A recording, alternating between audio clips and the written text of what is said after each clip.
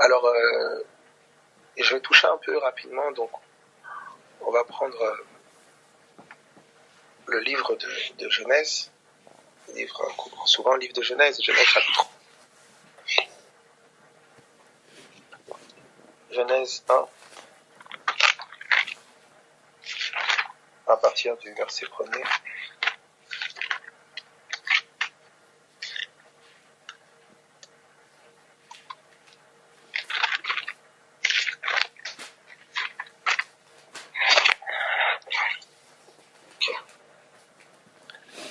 Alors, est-ce que tout le monde là, ça va pour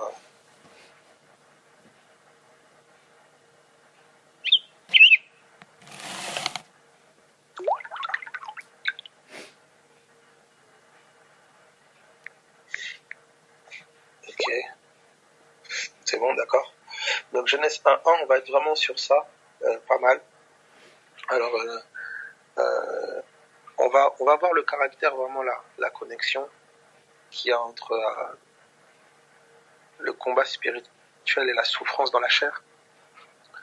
Vous verrez clairement que c'est intimement lié. Et voilà, armez-vous de la pensée de souffrir dans la chair. Car celui qui a souffert dans la chair en a fini avec le péché. Il y a une réalité d'une chair qui confronte la souffrance. Pas une souffrance, bien sûr, que Dieu inflige. Une souffrance que l'ennemi, bien sûr, inflige. Mais c'est... En fait, voilà, je vais l'expliquer vraiment pratique. Là où la chair meurt, en fait, il y a une vie de l'esprit qui est révélée. La mort agit en moi, la vie agit en moi. Il y a une réalité de la mort, il y a une réalité de la croix qui est pragmatique, qui est quotidienne. Une réalité de la vie de l'esprit qui s'incarne, qui prend davantage forme. Ou je dirais plutôt qui se dévoile, parce qu'elle est déjà là, mais qui se dévoile. Et bref, je vais toucher un peu à ça. Alors, dans Genèse chapitre 1er, dès le commencement, Dieu crée les cieux et la terre. Donc ça, c'est vraiment très important de le noter. Dès le commencement, Dieu crée les cieux et la terre. Alors quand on lit ça naturellement, donc vous avez des personnes qui diront c'est les cieux et la terre comme on le voit, le ciel qui est au-dessus de ta tête, la terre comme sous tes pieds. C'est la première interprétation qui vient. C'est une des réalités. Ensuite, vous avez une autre interprétation qui vient, c'est la terre d'Israël. Et les cieux, c'est le côté, c'est le temple, Jérusalem, etc., la connexion avec le ciel, etc. Donc Eretz, terre d'Israël. Donc voilà, c'est un regard encore. Et vous avez l'âme et l'esprit, où je vais toucher aussi. Donc on va toucher beaucoup, on va toucher pas mal de choses, bien sûr avec l'écriture. Voilà, puis. Donc il y a quelque chose qu'il faut vraiment noter, qui est très très important, c'est que quand vous lisez l'écriture, elle se lit sur différents plans. D'accord ? Donc je vais donner l'exemple, par exemple, d'une lecture de l'écriture sur différents plans. Alors, vous prenez par exemple, on vous dit que Dieu crée les cieux et la terre était informe et vide. Il y avait des ténèbres à la surface de l'abîme, l'Esprit de Dieu se mouvait au-dessus des eaux. Dieu dit que la lumière soit et la lumière fut. Dieu vit que la lumière était bonne et Dieu sépara la lumière d'avec les ténèbres. Donc Dieu met une séparation entre la lumière et les ténèbres. Il appela la lumière jour, il appela les ténèbres nuit. Ainsi, il y a un soir, il y a un matin, etc., etc. Donc déjà, quand on lit, là c'est la Torah, en fait, c'est la révélation que Moïse a reçue. Et Moïse est prophète. Donc c'est vraiment important de comprendre que quand la parole de Dieu parle, elle parle sur plusieurs mondes, elle parle dans plusieurs réalités. C'est pour ça que vous verrez un moment Jésus qui vous dira « Les cieux et la terre passeront, mais ma parole ne passera pas ». Et j'aurai l'occasion d'expliquer que les cieux et la terre auxquels il faisait référence, c'était vraiment le monde, en fait, le monde un peu israélite, le système mosaïque. Je vais bien expliquer tout ça. Mais il faut que vous compreniez que quand Dieu parle, en fait, sa parole, elle est sur plusieurs plans. Parce que sa parole est une personne, sa parole c'est Christ. Alors, j'explique. D'abord ici, vous voyez que Dieu parle une lumière qui va briller au milieu des ténèbres. Et quand on arrive dans le livre de Jean, donc on arrive à Jean chapitre 1er, je vais le prendre, Jean chapitre 1er. Jean chapitre 1er à partir du verset 1er, Jean 1:1. Donc ça dit ceci. Au commencement était la parole était avec Dieu, et la parole était Dieu. Elle était au commencement avec Dieu. Toutes choses ont été faites par elle, et rien de ce qui a été fait n'a été fait sans elle. En elle était la vie, et la vie était la lumière des hommes. Maintenant, verset 5. La lumière luit dans les ténèbres, et les ténèbres ne l'ont point reçue. Donc déjà ici, quand on lit Moïse nous dit, au commencement Dieu crée les cieux et la terre était informe et vide, etc., etc. Et vous voyez, au commencement, vous verrez sans cesse Dieu dit, Dieu dit, Dieu dit, Dieu dit, Dieu dit. Maintenant, Jean ici nous dit, au commencement était la parole. La parole était avec Dieu, la parole était Dieu. On nous dit que cette parole a été faite chair, vous savez que c'est Christ. Et quand on va dans Colossiens 1, à partir du verset 16 par là, il dira que tout a été créé par lui et pour lui.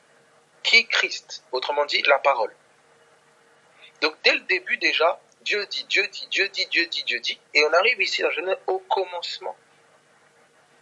On vous dit au commencement la parole. Et on vous dit qu'en elle était la vie, que la vie était la lumière. Que la lumière, elle a brillé au milieu des ténèbres, les ténèbres l'ont pas reçue. Quand on va dans Genèse, on dit Dieu dit que la lumière soit. Donc de la parole de Dieu, la lumière a jailli. En elle était la vie, et la vie était la lumière. Genèse 1, Dieu dit que la lumière soit. Donc de ce que Dieu a dit, la lumière a jailli. Et quand la lumière a jailli, il dit, il sépara la lumière d'avec les ténèbres. Mais quand je viens lire Jean ici, Jean nous dit la lumière a lui dans les ténèbres. Elle a brillé au sein des ténèbres. Et les ténèbres ne l'ont pas reçue. Donc on comprend maintenant la séparation que Moïse voit. N'oubliez jamais, c'est très très important, quand Jésus vient dire Moïse a parlé de moi. Moïse a parlé de moi. Voyez. Et depuis le début, Moïse a parlé de Christ. Il a parlé du Messie. Mais il y a un voile sur les yeux de ceux qui font la lecture de l'Ancien Testament. Et ce voile est ôté une fois que les cœurs se convertissent. Alors, je vais aller doucement. On est en train de prendre l'Écriture simplement et on va aller progressivement pour arriver jusqu'à un Christ vivant au-dedans de nous. Donc au départ, on a Moïse qui nous présente une réalité. Dieu dit que la lumière soit, la lumière fut, il appela les ténèbres, il appela la lumière jour, il appelle les ténèbres nuit, lumière, ténèbres, bref, etc.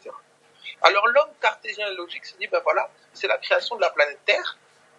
C'est la création de la planète Terre, ben voilà, au commencement, comment ça s'est passé. Il n'y a pas eu de Big Bang, c'est voilà, en fait, il y a eu ça. Ça, c'est le scientifique basique terrestre charnel. Nous n'en sommes pas là. C'est pas nous, c'est pas ça qu'on nous recherchons, c'est pas là que nous sommes. Quelqu'un qui va aller un peu un étage un peu au-dessus, il va discerner, ben voilà, en fait, cette lumière-là, c'était une lumière spirituelle, la lumière a jailli, etc., etc. C'est encore une mesure. Là, on le verrait dans tout l'Ancien Testament. À une autre mesure, on voit le Christ venu en chair. Jean 9, à partir du verset 3. Il vous dit, pendant que je suis dans le monde, je suis la lumière du monde. Et quand vous lisez Jean 1, 6, il y eut un homme envoyé de Dieu, son nom était Jean. Il vint pour servir de témoin, pour rendre témoignage à la lumière, afin que tous croient par lui. Donc le prophète Jean est venu rendre témoignage à la lumière. Il est venu pointer, dire voilà la lumière, c'est elle. Donc la lumière dont Moïse parlait, quand on suit le prophète, quand on suit l'esprit des prophètes, qui est le témoignage de Christ, quand on suit l'esprit des prophètes, on arrive au prophète Jean, et Jean nous dit c'est elle. C'est lui la lumière. Donc on nous dit cette lumière, elle est venue au milieu des ténèbres. Les ténèbres ne l'ont pas reçue. C'est ce que le verset 5 nous dit. Donc effectivement, Dieu dit que la lumière soit, et la lumière fut. La lumière a brillé au sein des ténèbres, mais Jean vient nous dire cette lumière a lui dans les ténèbres. Elle a brillé au sein des ténèbres, mais les ténèbres ne l'ont pas reçue. Maintenant, quand on arrive dans Jean, chapitre 1er toujours, à partir du verset 10, il est dit ceci. Elle était dans le monde, et le monde a été fait par elle, et le monde ne l'a point connue. Elle est venue chez les siens, et les siens ne l'ont point reçue. Donc là, on a une précision. On nous dit, il dit, la lumière luit dans les ténèbres et les ténèbres ne l'ont point reçue. Mais quand on arrive au verset 11, on nous dit, elle est venue chez les siens et les siens ne l'ont point reçue. Elle qui? La lumière. Donc là où on dit la lumière luit dans les ténèbres et les ténèbres ne l'ont point reçue, il va nous donner cette précision au verset 10, il dit, elle est venue, au verset 11, elle est venue chez les siens et les siens ne l'ont pas reçue. Donc dans une première lecture, on voit que la lumière est apparentée à Christ et que les ténèbres sont apparentées à toutes les personnes qui ne croient pas. En fait, tout le monde israélite dans lequel il est venu. Est-ce que tout le monde voit ça? Est-ce que tout le monde arrive à le voir? C'est le verset 5 et le verset 11. Est-ce que tout le monde voit cela?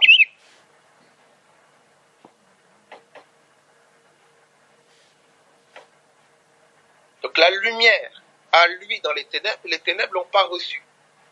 D'accord? Il dit d'une autre façon, il dit maintenant, elle est venue chez les siens et les siens l'ont pas reçu.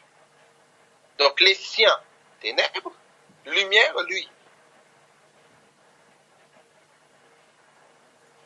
Est-ce que ça va jusque-là pour tout le monde? Ok. Donc ça, c'est un premier axe. Vous voyez, donc déjà,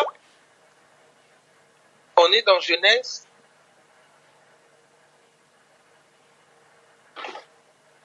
On est dans Genèse, mais vous voyez que dans Genèse, on est au début des évangiles. On est dans l'évangile de Jean, dès Genèse. Maintenant, regardez, on va plus loin, on pousse. Et là, on arrive dans 2 Corinthiens, chapitre 4. 2 Corinthiens, chapitre 4, à partir du verset 6. Regardez ce qui est dit. Car Dieu qui a dit, là vraiment j'aurais besoin, je bénis Dieu mes amis, bientôt l'application est déjà terminée par la grâce de Dieu. Donc vraiment pour les semaines à venir, par la grâce de Dieu, on finalise un peu les polices, les petits trucs un peu au niveau de l'ergonomie, mais au niveau voilà, on pourra bientôt l'utiliser par la grâce de Dieu, l'application comme avant. Et voilà, donc ce sera bien parce que il y aura une vidéo, donc il y aura la possibilité de tableau, de dessiner, etc. Parce que c'est vrai que là, ça serait intéressant de dessiner cela. Là, il est dit ceci. Dans 2 Corinthiens chapitre 4, maintenant à partir du verset 6, regardez ce qu'il dit. Car Dieu qui a dit, la lumière brillera du sein des ténèbres, a fait briller la lumière dans nos cœurs. Regardez. Genèse est la même parole. Dieu dit que la lumière soit, il a fait briller la lumière au sein des ténèbres et il a séparé la lumière d'avec les ténèbres. Maintenant, cette parole éternelle, elle vient incarner en chair au milieu des hommes. On dit la lumière est venue et les ténèbres l'ont pas reçue. Elle est venue chez les siens l'ont pas reçue. Donc, dans une première lecture ici, le Christ en chair est la lumière. Et le monde dans lequel il est venu est ténèbres. Est-ce que jusque-là, tout le monde voit ça? Est-ce que ça va?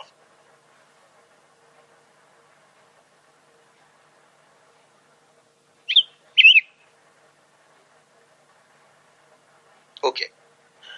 Mais l'apôtre Paul, il nous introduit encore dans une autre réalité.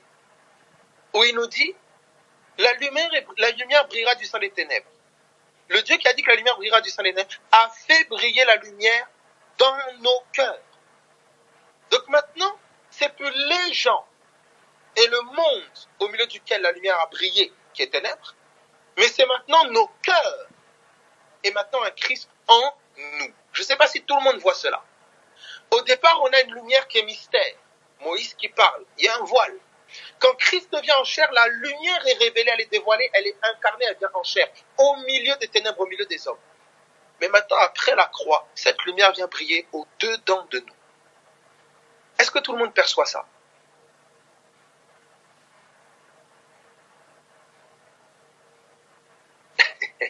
Ok. Bon. Ça, frère, je suis sûr qu'il faut quand même lire ta Bible. Hein. Ça va trop vite. Ok. Là, vraiment, s'il y avait un tableau, ça aurait été vraiment intéressant. Alors, regardez. Je reprends. Au départ, on a une parole. Dieu dit que la lumière soit. La lumière fut. Dieu sépare la lumière d'avec les ténèbres. Il fait une séparation. Quand on va dans Jean 1, on dit que la lumière, elle est venue au milieu des ténèbres. Donc c'est le fameux Dieu dit que la lumière soit. Donc la lumière est venue au milieu des ténèbres et les ténèbres ne l'ont pas reçue. C'est pour ça qu'il y a eu séparation. Donc ce que Genèse 1 dit, c'est ce que Jean 1 dit. Sauf que maintenant on sait qui est la lumière, qui a été parlé au commencement. Dieu dit que la lumière soit et la lumière fut. Il a mis une séparation entre la lumière et les ténèbres parce qu'il vit que la lumière était bonne, donc les ténèbres le contraire. Donc qu'est-ce qu'il fait? Il met une séparation entre la lumière et les ténèbres. Maintenant il continue, il dit maintenant dans Jean 1 que cette lumière-là, Jésus dit je suis la lumière. Donc maintenant on a la révélation de qui est la lumière et on dit qu'elle est venue briller au milieu des ténèbres, les siens, et que les siens ne l'ont pas reçu, les ténèbres ne l'ont pas reçu. C'est comme ça qu'on comprend que Moïse nous parle de cette séparation entre la lumière et les ténèbres. Et on vous dit que les ténèbres ne l'ont pas reçu parce que leurs œuvres étaient mauvaises. Donc la lumière était bonne, les ténèbres mauvaises. Est-ce que tout le monde voit Genèse 1 en parallèle avec Jean 1?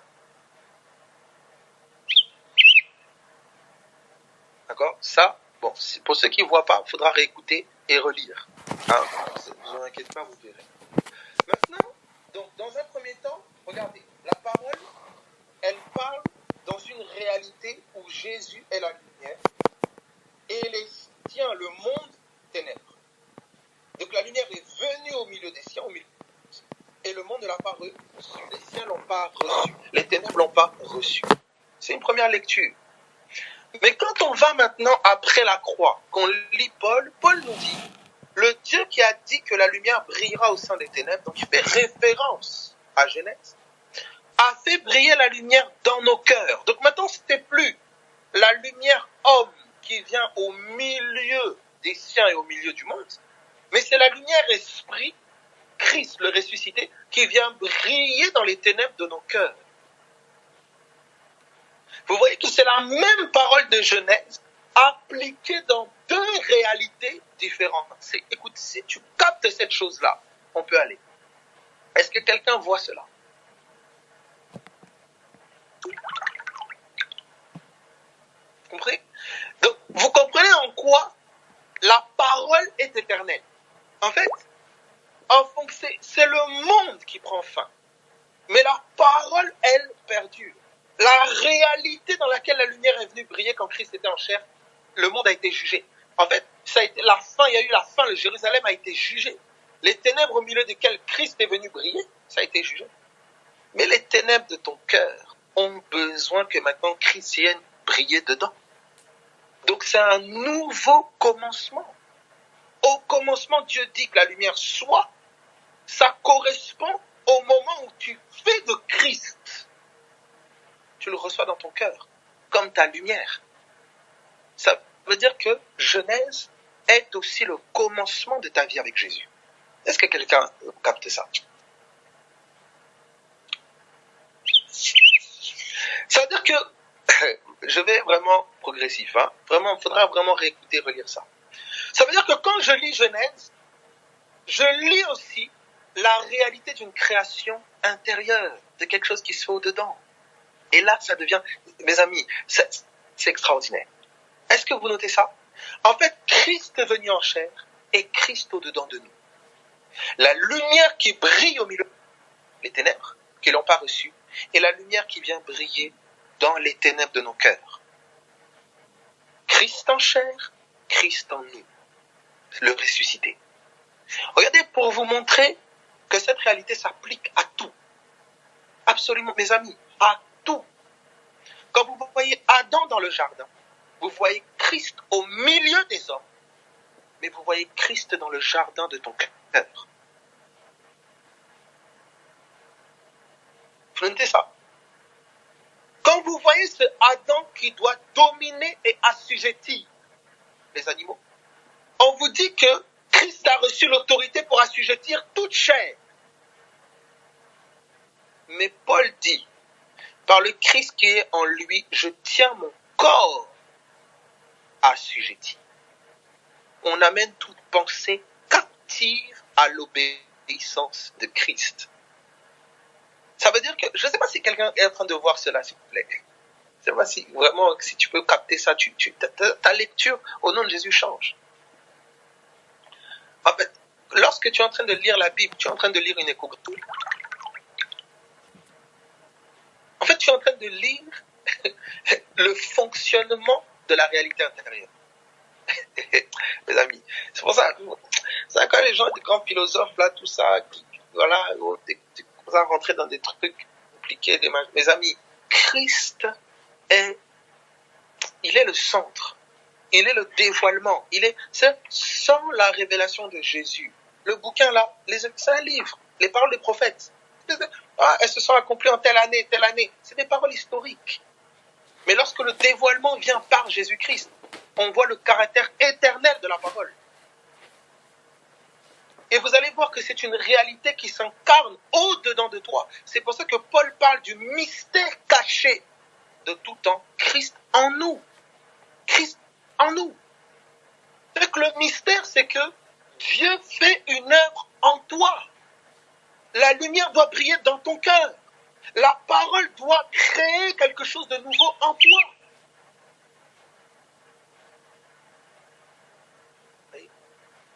C'est toute une... Amen, amen, frère. Oh, j'attends que ça, amen. Amen. C'est toute une... Comme un enfant qui fait ses premiers pas, c'est normal. Quand un bébé vient de naître, il voit papa, maman, tout ça, courir, sauter. Lui aussi veut courir, sauter. Et quand il se met debout, il tombe sur ses fesses. Ça ne veut pas dire qu'il ne marchera jamais. Il faut tout simplement dire que ses jambes ne sont pas suffisamment affermies pour pouvoir marcher et être dans la même réalité que ses parents. C'est cela. Et la foi, la réalité de la foi. On marche par la foi et notre foi s'affermit au fur et à mesure que la parole est illuminée. Et ça nous demande une certaine consécration, un certain temps avec la parole. C'est la parole qui éclaire la parole. C'est l'Esprit de Dieu qui éclaire la parole. Et mes paroles sont esprit et vie. C'est-à-dire de révélation en révélation, de révélation en révélation. Exactement. Donc une rigueur. Et c'est ce qui est très, je sais pas, dès l'instant où on parle un peu de discipline, rigueur, disciple, il y a très vite quelque chose de l'ordre de la loi. Et les gens disent loi, c'est légaliste. Et les gens vont très vite dans ce genre de discours-là. Alors que, faut comprendre que la loi, c'est pas le légalisme. Quand on parle de la loi, on parle de l'enseignement de Moïse. Les disciples de Jésus avaient une discipline. Quand l'apôtre Paul dit « je traite durement mon corps », il fait pas référence à la loi de Moïse. Il parle d'une discipline de la foi. Il y a une réalité, mes amis. Applique-toi à la lecture. Paul dit à Timothée. Moi, je ne sais pas. Il y a un esprit très, très rebelle dans la société, dans l'ère ambiante, qui fait que toute forme de rigueur, un peu de discipline, ça vire à oui, c'est la loi, c'est la loi. Et on utilise la liberté qui est en Jésus-Christ comme un prétexte pour vivre selon la chair. Et bon, voilà. Donc, gloire à Dieu, pour ceux qui comprennent. La loi n'est pas... La loi, quand on parle de la loi, quand les gens disent loi légaliste, tout ça, etc., ça n'a rien à voir. C'est pas la loi dont il est fait mention dans la parole. On parle de l'enseignement de Moïse. C'est l'enseignement de Moïse, c'est la Torah.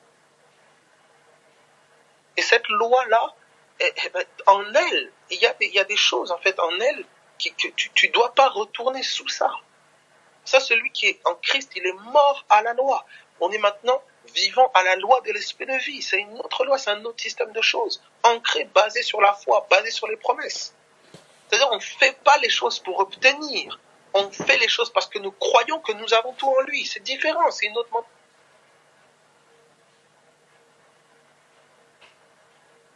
Ok. Tu t'appliques une discipline parce que tu crois qui tu es. Tu t'appliques pas une discipline pour devenir quelqu'un. Tu t'appliques pas une discipline pour obtenir quelque chose. Il y a une discipline qui s'applique à toi parce que tu crois la parole. Tu crois qui tu es en lui. Tu crois ce qu'il y a en toi. Alors, ok, on va aller doucement. Alors, regardez, donc j'ai fait cela avec la lumière. Vous voyez, j'ai fait cela avec la lumière. Maintenant, je vais faire cela regardez, avec la résurrection. Regardez ceci. Quand on prend le psaume 2, le psaume 2e. On peut le prendre, psaume 2, psaume chapitre 2. Et je vais vous montrer que toutes les révélations de Christ, elles ont ce caractère de Christ en chair et le Christ en nous. Toutes. Là, je vais vous montrer le ressuscité. Ce ressuscité qui est ressuscité en chair, et il doit ressusciter en nous. Vous allez voir que la résurrection est une naissance.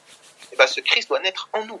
Vous allez voir cela. Regardez, c'est cela, ce Christ, cette nouvelle naissance. Regardez. Prenez avec moi le psaume 2. Le psaume 2. Alors, tous ceux qui s'arrêtent au Christ en chair, bien sûr, ils vont vous dépeindre les trucs historiques, tout ça, machin, nanana, tout ça, les prophéties, sur le plan historique, philosophique, bien sûr. Mais quand on touche au ressuscité, on touche à la réalité céleste. On n'est plus dans une réalité terrestre. On est dans la réalité du nouveau ciel et de la nouvelle terre. C'est autre chose. Et là, il faut un dévoilement. Regardez ceci. Psaume chapitre 2 à partir du verset 5. Psaume 2, 5. Psaume 2, 5. Donc je vais vraiment là, sur le plan théorique, et je vais aller de plus en plus pragmatique.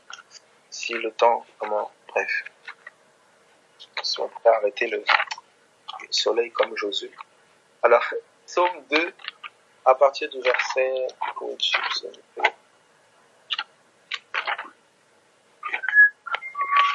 Voilà. Ok. Donc, psaume 2, à partir du verset... c'est... Oh là là. Le bot, il est où, Seigneur, ouais. Merci, mon frère. Joy. Ok. Tac. Donc, du coup, ça va faire commencer en retard. Ok. Merci, frère. Alors, donc, dans le psaume 2 à partir du verset 5. Regardez ce qu'on nous dit. Pourquoi ce tumulte parmi les nations, ces vaines pensées parmi les peuples? Pourquoi les rois de la terre se soulèvent-ils et les princes se liguent-ils avec eux contre l'Éternel et contre son oint? C'est le psaume 2 à partir du verset 1er. Je vais commencer à partir du verset 1er. Pourquoi ce tumulte parmi les nations, ces vaines pensées parmi les peuples? Pourquoi les rois de la terre se soulèvent-ils et les princes se liguent-ils avec eux contre l'Éternel et contre son oint? Donc déjà, vous allez voir qu'ici, quand on dit pourquoi ce tumulte parmi les nations, j'ai déjà eu à y toucher, c'est les nations qui environnaient, d'accord, à l'époque, les nations qui environnaient Jérusalem.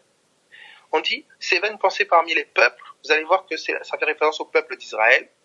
Pourquoi les rois de la terre se sont soulevés et les princes se liguent-ils avec eux contre l'Éternel et contre son oint? On me dit, Ponce Pilate, Hérode et Ponce Pilate se sont ligués, d'accord, contre l'Éternel et contre son oint. Ça, là, vous pouvez voir Paul qui prend ce texte-là, il fait référence à cela dans Actes chapitre 4, je pense, si je ne me trompe pas, Actes chapitre 4, à partir du verset Acte 4, je donne, voilà, parce que je ne vais pas en reprendre. Donc, Actes, pour comprendre à quoi le psaume fait référence ici, c'est Actes chapitre 4 à partir du verset 23 au verset 28. D'accord? Donc c'est Actes 4 du verset 23 au verset 28. Pour savoir à quoi Pierre fait référence ici. Maintenant, à quoi le psaume fait référence ici. Maintenant, regardez.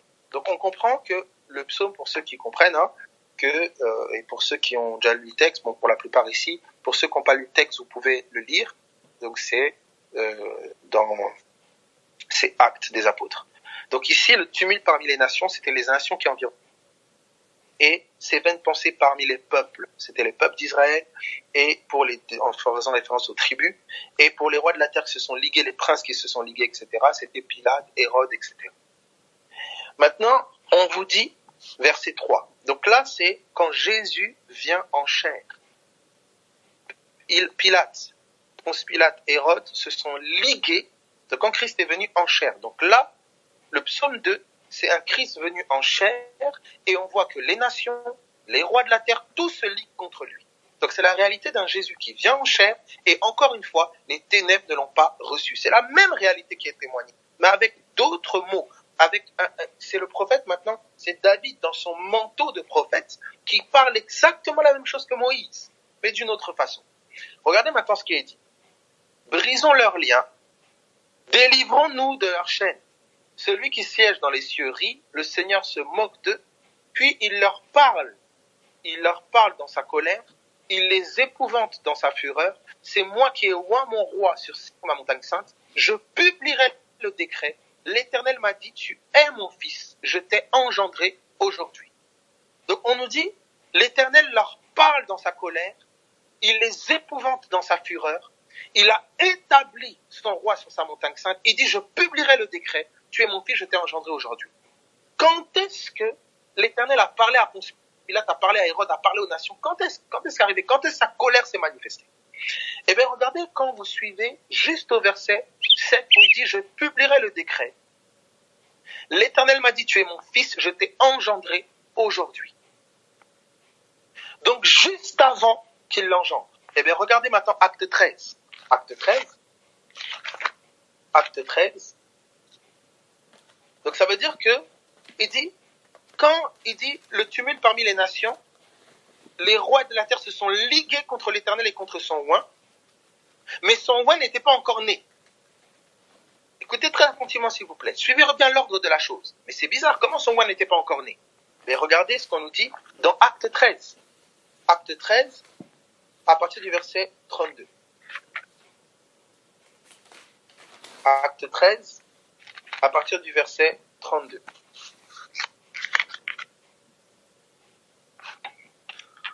Ok. Acte 13, 32.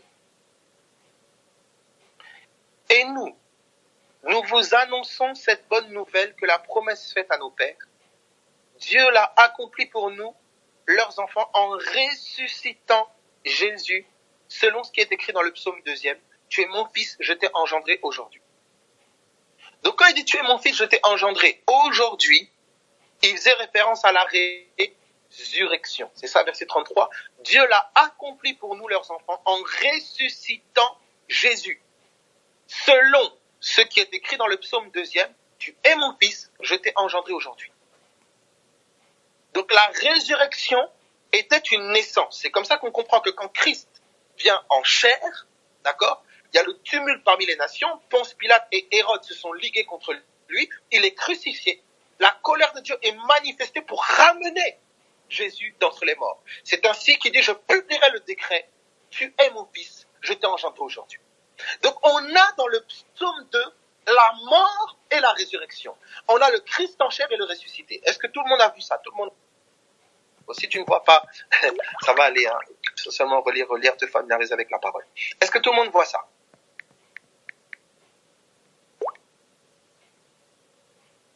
Voilà, exactement. Voilà, bien sûr. Christ venu en chair, c'est la transition. La venue déjà de Jésus, c'est déjà le début de la nouvelle alliance. Et la résurrection, vraiment la nouvelle alliance devient effective. Et on verra encore plus tard la destruction du temple. Ou là, bref, voilà. Mais vous comprenez déjà, vous voyez le Christ en chair, le ressuscité. Mais regardez maintenant ce qui est dit. Regardez dans Romains. Donc vous comprenez que Christ qui sort du tombeau, c'est une naissance. Maintenant, regardez ce que Romains 8, 11 va nous dire. Prenez avec moi Romains 8, 11. Donc vous avez vu que je fais Ancien Testament, Évangile, Épître. Ancien Testament, Évangile, Épître. Regardez. Parce que l'Ancien Testament, c'est Christ mystère. L'Évangile, c'est Christ en chair. Et les Épîtres, c'est le ressuscité au-dedans. C'est cela.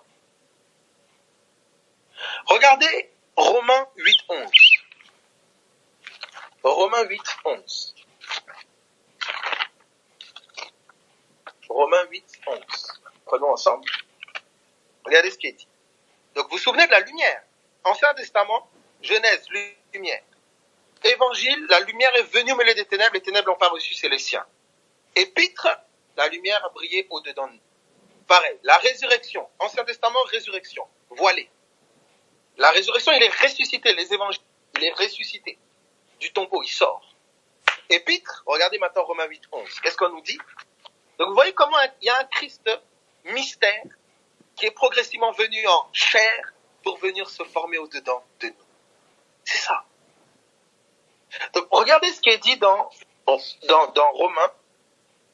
Romains maintenant, au chapitre 8, à partir du verset 11. Regardez ce qui est dit.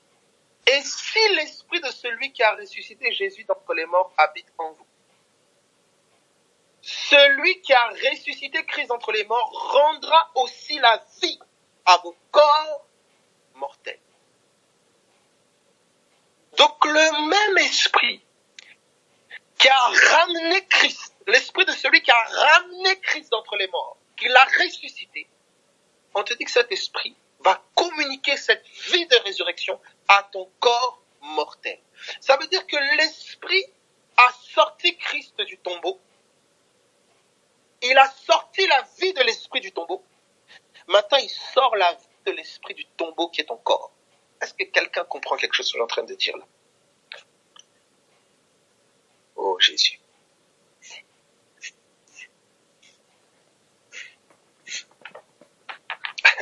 Ah non, la parole c'est... Quand je sais pas comment on peut pas... Ah Seigneur Dieu. Est-ce que vous notez ça? Ça veut dire, posez-vous maintenant la question. Oh Rekatabasaka. Regardez ça. Si le tombeau c'est l'équivalent, tu comprends maintenant qu'au niveau de la vie au-dedans de toi, c'est l'équivalent de ton corps. Qu'est-ce qu'on avait mis devant le tombeau? Des gardiens pour garder le tombeau. La pierre était fermée. Oh Seigneur Dieu. Mais la puissance de Dieu, écoute, quels que soient les obstacles de ton corps ou de ta chair, le ressuscité doit sortir de toi. Oh Sandeleba Shata. Ah, si seulement tu peux avoir cette espérance. Écoutez. Bon, je refais doucement. Ah Seigneur Dieu.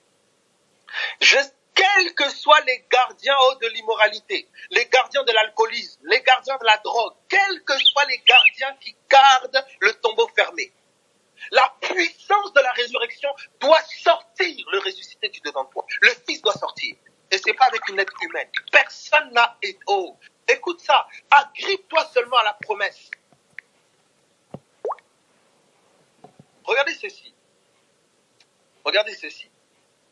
Ah non, le Fils doit sortir, c'est ça, mon frère. Théo, c'est ça. Regardez ceci. J'ai commencé avec la lumière. Ancien Testament, la lumière, c'est un mystère. Pour ceux qui font la lecture de l'Ancien Testament, il y a un voile sur leurs yeux. Donc on a une lumière, mais c'est un mystère. Christ vient en chair, la lumière est révélée. Jean le prophète dit, voici la véritable lumière, c'est lui. Donc la lumière est révélée. Cette lumière, elle vient briller au milieu des siens. Et les siens n'ont pas reçu. C'est Jésus dans les évangiles. Maintenant, cette même lumière, Paul nous dit, maintenant c'est les épîtres. Souvenez-vous, en fait c'est Ancien Testament, Évangile, donc l'avant-croix et l'après-croix. Donc, Ancien Testament, Christ est voilé, mystère. Évangile, il est dévoilé, mais avant la croix. Le Christ vient en chair. La parole est faite chair. Après la croix, c'est le ressuscité. C'est au-dedans de nous. Donc, vous avez vu ça avec la lumière. Christ en tant que lumière, Dieu dit que la lumière soit. La lumière brille au sein des ténèbres. C'est un mystère, puisque le soleil est créé le 4e jour. Donc, c'est une lumière qui existe indépendamment du soleil. C'est un mystère. Le mystère, le voile est ôté quand Jésus vient en chair. Il dit, je suis la lumière du monde. Et le prophète Jean témoigne de lui, c'est lui la lumière. Ok, on comprend qui est la lumière.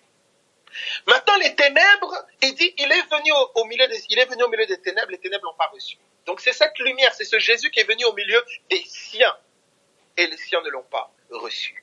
C'est cette lumière qui vient briller au milieu des ténèbres. Première réalité. Autre réalité, maintenant, Paul vient nous dévoiler ça avec les épîtres. Il dit, il a reçu la charge d'annoncer la parole de Dieu, le mystère caché de tout temps, à savoir Christ en vous. Donc Paul maintenant ôte le voile sur le Christ au-dedans de nous. Il dit, le Dieu qui a dit que la lumière brillera au sein des ténèbres, il a fait briller la lumière au-dedans de nous, dans nos cœurs. Ok. Donc je vois une lumière qui était voilée, qui était un mystère depuis Genèse, qui est venue en chair au milieu des hommes. Elle a été rejetée. Et cette lumière vient maintenant briller en toi. Je prie que les pensées de ton cœur ne la rejettent pas. Maintenant on est parti avec le ressuscité. On a vu dans l'Ancien Testament, tu es mon fils, je t'ai engendré aujourd'hui. C'est un mystère. Comment Dieu peut avoir un fils? C'est un mystère. Même nos amis, nos cousins musulmans diront que Dieu, leur Dieu créateur, etc., il n'engendre pas, il ne peut pas engendrer tout ça, voilà. Mais on nous parle d'un fils. C'est un mystère. Maintenant, quelqu'un arrive, on nous dit ceci. Il meurt, il vient en chair, il meurt, et Paul nous révèle que la résurrection de ce Jésus est une naissance, accomplissant la prophétie de Psaume 2. Donc l'apôtre Paul, par la révélation du Saint-Esprit, nous dévoile que la résurrection de Jésus est l'accomplissement de la parole du Psaume 2. Je t'ai engendré aujourd'hui. Donc la résurrection est une naissance. Mais Paul, maintenant, le même apôtre Paul, voilà pourquoi j'aime Paul. Oh, je prie quand je verrai ces frères. Merci Seigneur pour vraiment l'instrument qu'il a été, même tous les autres. Quand maintenant le même Saint-Esprit vient parler au travers de l'apôtre, il dit, écoutez, si l'esprit de celui qui a ressuscité Jésus d'entre les morts habite en vous, il va communiquer la vie. La même vie de résurrection qui a sorti Jésus du tombeau. La même vie maintenant est censée prendre forme en toi. Donc on a une résurrection annoncée depuis l'Ancien Testament qui est un mystère, qui prend forme dans le Nouveau Testament, Christ est ressuscité. Et une résurrection qui prend forme au-dedans de toi, la vie de l'esprit qui sort de la vie de ta chair, du tombeau, de ton corps mortel, de ton corps mortel. Les anges sont venus dire aux femmes, pourquoi cherchez-vous le vivant parmi les morts? Je dirais, pourquoi chercherais-tu Christ le vivant dans la chair, dans tes pensées humaines? Oh Seigneur, dans tes pensées charnelles, dans ta philosophie, dans ta sagesse humaine d'en bas. On ne peut pas chercher le vivant parmi les morts. Le vivant qui est au-dedans de nous, seul le ciel le révèle. Tu peux étudier de Genèse à Apocalypse. Tu peux faire toutes les écoles. Tu peux plonger dans les recoins les plus profonds de ta sagesse, de ton intellect, de ta connaissance. On ne cherche pas le vivant parmi les pensées des connaissances mortes et stériles. Il n'y a que le Saint-Esprit qui révèle le vivant. Il n'y a que le Saint-Esprit qui ressuscite Christ. Écoutez, les femmes ont rencontré Christ au tombeau. Les femmes ont rencontré Christ au tombeau. Mais les hommes, quand ils sont allés au même tombeau, ils n'ont pas rencontré Christ. Christ les a rencontrés ailleurs. Le Christ qui est ressuscité en toi, la façon dont il a été ressuscité en toi, c'est pas forcément la même façon dont il sera ressuscité dans ton frère, dans ta sœur, dans ton père, dans ta mère, dans les membres de ta famille. Attention. Est-ce que vous voyez le parallèle entre le tombeau et le corps mortel? Est-ce que vous voyez le parallèle entre le ressuscité et le Christ au-dedans de nous? C'est ça. Est-ce que tout le monde voit ça? Est-ce que ça va? Donc vous voyez qu'on a touché à la lumière, même procédé. On a touché au ressuscité, même procédé. Donc maintenant, imaginez-vous, si on touche au rocher, le rocher est en toi, le ressuscité est en toi, la lumière est en toi. En fait, quand tu regardes le Christ en chair, tu es en train de regarder le Christ en toi. Quand tu regardes ce qui a été annoncé de lui depuis l'Ancien Testament, tu es en train de regarder le Christ en toi. Voilà comment la parole devient un miroir, parce qu'il est en toi. Mais les forteresses, les pierres, oh, il a dit, non, écoutez, ôte la pierre. Ne t'ai-je pas dit que si tu crois, tu verras la gloire de Dieu? Lazare voulait sortir, mais il y avait la pierre devant. Il dit, ôtez la pierre. Christ veut s'incarner, il veut sortir. Mais nos raisonnements, nos mentalités, voilà pourquoi, écoutez, il dit, oh, les armes avec lesquelles nous combattons, elles sont puissantes pour renverser les forteresses. Il y a des forteresses qui veulent empêcher le ressuscité de s'incarner pleinement, de sortir pleinement. Au nom de Jésus-Christ de Nazareth, nous amenons toute pensée captive à l'obéissance de Christ.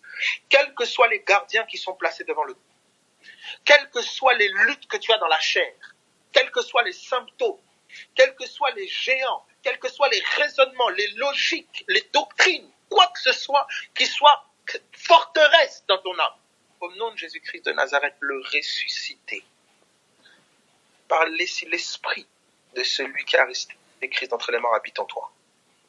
Il va communiquer la vie à ton corps mortel. La pierre sera roulée. Le raisonnement, les symptômes, tout ce qui fait obstacle sera ôté au nom de Jésus. S'il te plaît, fais confiance à celui qui a parlé depuis l'origine. Il a dit que la lumière soit. Il a dit, tu es mon fils, je t'ai engendré aujourd'hui. N'as-tu pas lu dans Éphésiens qu'il est dit, nous sommes ressuscités ensemble? Ça veut dire que la naissance du ressuscité, c'était aussi ta naissance à toi. Dès l'instant où tu as cru, tu t'es identifié à ce que le ressuscité a vécu. En fait, ton être intérieur s'est identifié à ce que le ressuscité a vécu. Voilà ce qu'est le baptême. C'est l'identification à sa mort et sa résurrection. C'est cela, l'identification. Alors, regardez ceci maintenant. Et là, ça devient vraiment encore quelque chose. Regardez. J'ai touché 2 réalités. Mais il y a une troisième.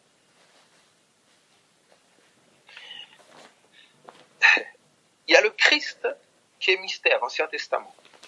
Il est un mystère. On le voit à travers Josué, on le voit à travers Moïse, on le voit à travers Abraham, on le voit à travers Adam, on le voit à travers l'arbre de vie. On le voit, en fait, tout témoignait de lui. Mais c'était un mystère. Quand le Christ vient en chair, on voit l'arbre de vie qui est au milieu du jardin. Donc on voit Jésus, en fait, qui est au milieu des hommes. Ça, j'aurai l'occasion d'expliquer avec le livre de Juges, etc., comment les arbres étaient l'ombre d'hommes. Ça, j'expliquerai ça. On voit Adam au milieu des animaux. Allez dire à ce renard, le pain n'est pas pour les chiens. Race de vipères. On voit Adam au milieu des animaux. Christ venu en chair au milieu des hommes. Adam au milieu des animaux. On voit la lumière qui brille au sein des ténèbres. Je suis la lumière du monde. Pendant que je suis dans le monde, je suis la lumière du monde. Les ténèbres, il a brillé au milieu des ténèbres. Les ténèbres ne l'ont pas reçu. Donc en fait, regardez comment on était en train de lire Genèse. On lisait les évangiles dans Genèse. Maintenant, notez ceci. Ce même Jésus, qui est Adam au milieu des animaux, qui est la lumière au milieu des ténèbres, qui est l'arbre de vie au milieu du jardin, ce même Jésus, Christ en chair, vient habiter au-dedans de nous. Il est l'arbre de vie dans nos cœurs, dans le jardin de nos cœurs, où une multitude de pensées pullulent. Il est la dame qui vient dominer tout caractère sauvage de nos âmes, toute pensée animale, toute pensée charnelle de nos cœurs. Et toutes ces pensées doivent être amenées captives à l'obéissance de Christ, car il est le gardien du jardin de nos cœurs. Il est cette lumière qui vient briller au-dedans de nous, au sein des ténèbres de nos cœurs. Vous voyez? Maintenant, regardez encore ceci. Il y a une autre réalité. Toujours Christ. Vous voyez que le dénominateur commun de toutes ces réalités, c'est Christ. Toujours. Christ en chair, Christ en nous, mais Christ est aussi l'Église. Christ corporatif. Et là, vous êtes la lumière du monde. On a un Christ au milieu des nations. On a une Église arbre de vie au milieu du jardin des nations. Voilà. Est-ce que tout le monde voit le Christ corporatif? Si, écoutez, Seigneur Dieu.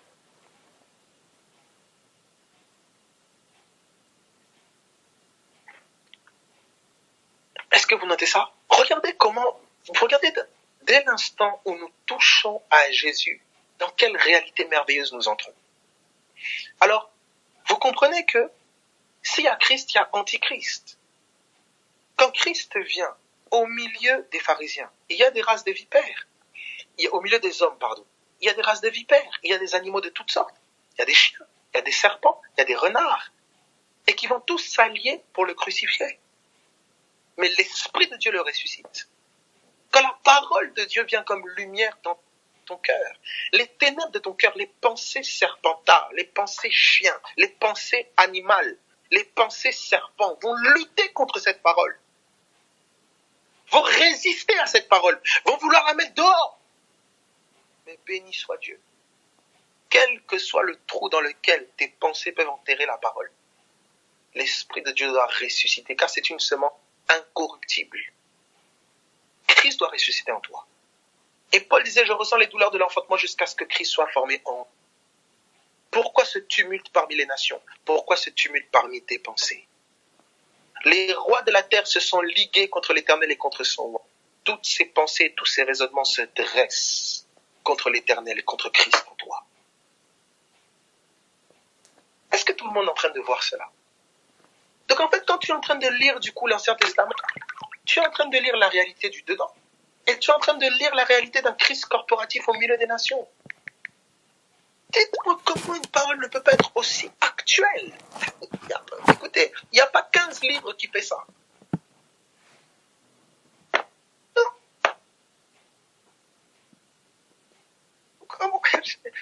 Alors, est-ce que tout le monde est en train de voir ça? Vous notez le Christ mystère, le Christ en nous, dans le Christ mystère, le Christ en chair, le Christ en nous, le Christ corporatif.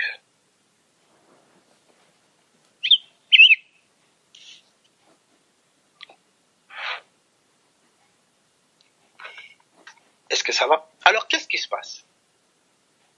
Vous noterez que, à chaque fois, donc je répète, le Christ mystère, il est voilé, Ancien Testament.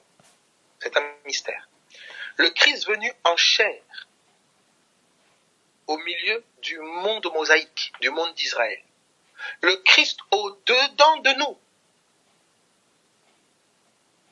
Et le Christ corporatif, le Christ Église.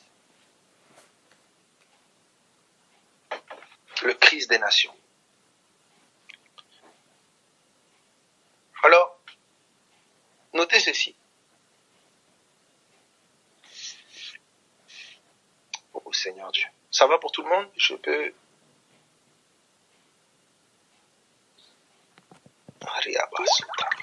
Ok. Alors, notez ceci. Vous voyez? Dites-moi, comment on ne peut pas parler de Jésus? Comment? Alors, la plupart des gens qui vous parlent de la Bible, comme un bouquin, machin, historique, en fait, ils sont dans le Christ mystère, Ancien Testament. Ils ne voient pas du tout Jésus dans l'Ancien Testament, c'est complètement voix. Ou ils sont en Christ chair, le Christ qui est venu pour les brebis perdues de la maison d'Israël. C'est généralement que là, les gens sont. Mais le ressuscité et le corporatif, il faut un dévoilement. C'est le Saint-Esprit qui rend tangible la réalité du ressuscité et du corporatif. L'Église, c'est pas une affaire d'aller adhérer à un système religieux, d'adhérer à un groupe de gens. Mais non.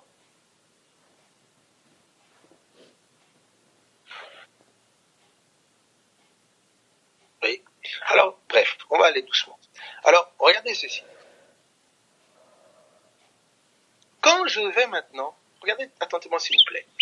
Quand je vais maintenant dans Genèse, je découvre le commencement. Donc, quand j'arrive avec Jésus dans les évangiles, c'est un nouveau commencement. Quand j'arrive avec Christ en moi, c'est un nouveau commencement. Et quand j'arrive avec une église au milieu des nations, c'est un nouveau commencement. Est-ce que tout le monde voit ça? Quand je touche à l'exode, l'exode d'Abraham, c'est pour ça que dans une certaine lecture en hébreu, on vous dira, quand on dit à Abraham de quitter son pays, ça c'est Genèse, on vous dira Leilecha, d'aller vers lui, au-dedans de lui. En fait, le voyage, c'est vers une terre qui est au-dedans de lui. Eh bien, c'est la fameuse Exode. Quand vous lisez l'Exode, vraiment, très attentivement s'il vous plaît, prenez avec moi Exode au chapitre 4. Que ton Exode change. Oh, nous irons à la terre, je ne sais pas où, mes amis. Mais à chaque fois que tu passes d'une mentalité à une autre, tu vis une Exode. Et entre deux mentalités, il y a le désert. Exode, chapitre 4. Regardez ici. À chaque fois que tu passes d'une mentalité à une autre, tu passes de l'Égypte à Canaan. Exode, chapitre 4. Voilà pourquoi il y a beaucoup de personnes entrent dans le désert. Oui, j'en ai marre de la manne. C'est toujours Jésus, on mange toujours la même chose tous les jours. C'est légaliste et la loi, gna gna gna. On a déjà vu ça dans le désert. Tous ceux qui se lamentent dans le désert, mes amis, généralement, c'est ceux qui affectionnent encore l'Égypte. Ils regrettent la viande d'Égypte. Ah oui, mais ils veulent conserver encore un peu d'Égypte. Nous ne sommes pas de ceux qui voulons conserver encore un peu de Pharaon au nom de Jésus. Non, on veut entrer dans le pays. On veut mettre les deux pieds dans la pensée de Christ, totalement intégrale.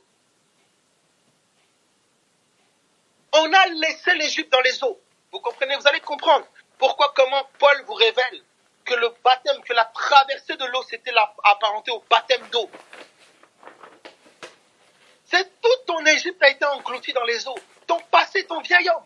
Mais pendant tout le désert, il y avait un désir de retourner en Égypte, de retourner dans l'ancienne façon de faire. Alors ça tient des discours comme « Ah oui, mais il faut quand même pas exagérer. Oui, je suis bien d'accord. Oui, Jésus, mais quand même, mais quand même. » Il n'y a pas de « mais quand même ». Il n'y a que Jésus. C'est là où on va à Canaan ou on ne va pas à Canaan. On est dans Canaan ou on n'est pas dans Canaan. On veut pas Christ moitié, Christ un dixième. Non. On veut un total, tout. Christ est saint, on veut une sainteté totale. Christ est amour, on veut un amour total, sans faille. Christ est pardon, on veut un pardon total. On veut ce pays.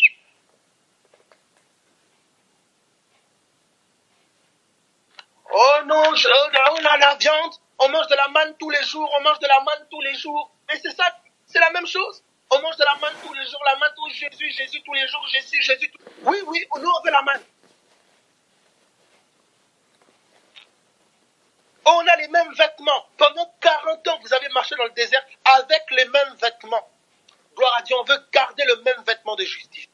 On ne veut pas un autre vêtement bizarre, tout ça, un vêtement pour faire un peu esthétique, pour plaire aux gens. Non, on veut la justice d'en haut. Que celui qui a des oreilles entende et comprenne seulement. Exode chapitre 4, à partir du verset 22. Ne laissez personne vous faire retourner en Égypte. Ne laissez personne te faire entretenir et garder en toi les pensées d'Égypte. Les pensées d'Égypte, c'est les pensées. Quitte ton pays, ta patrie, la maison de ton père. Quitte ton pays, ta patrie, la maison de ton père. C'est pas un quitter physique, c'est quitter une mentalité, quitter une façon de faire, quitter une tradition, quitter un raisonnement, quitter une manière de vivre.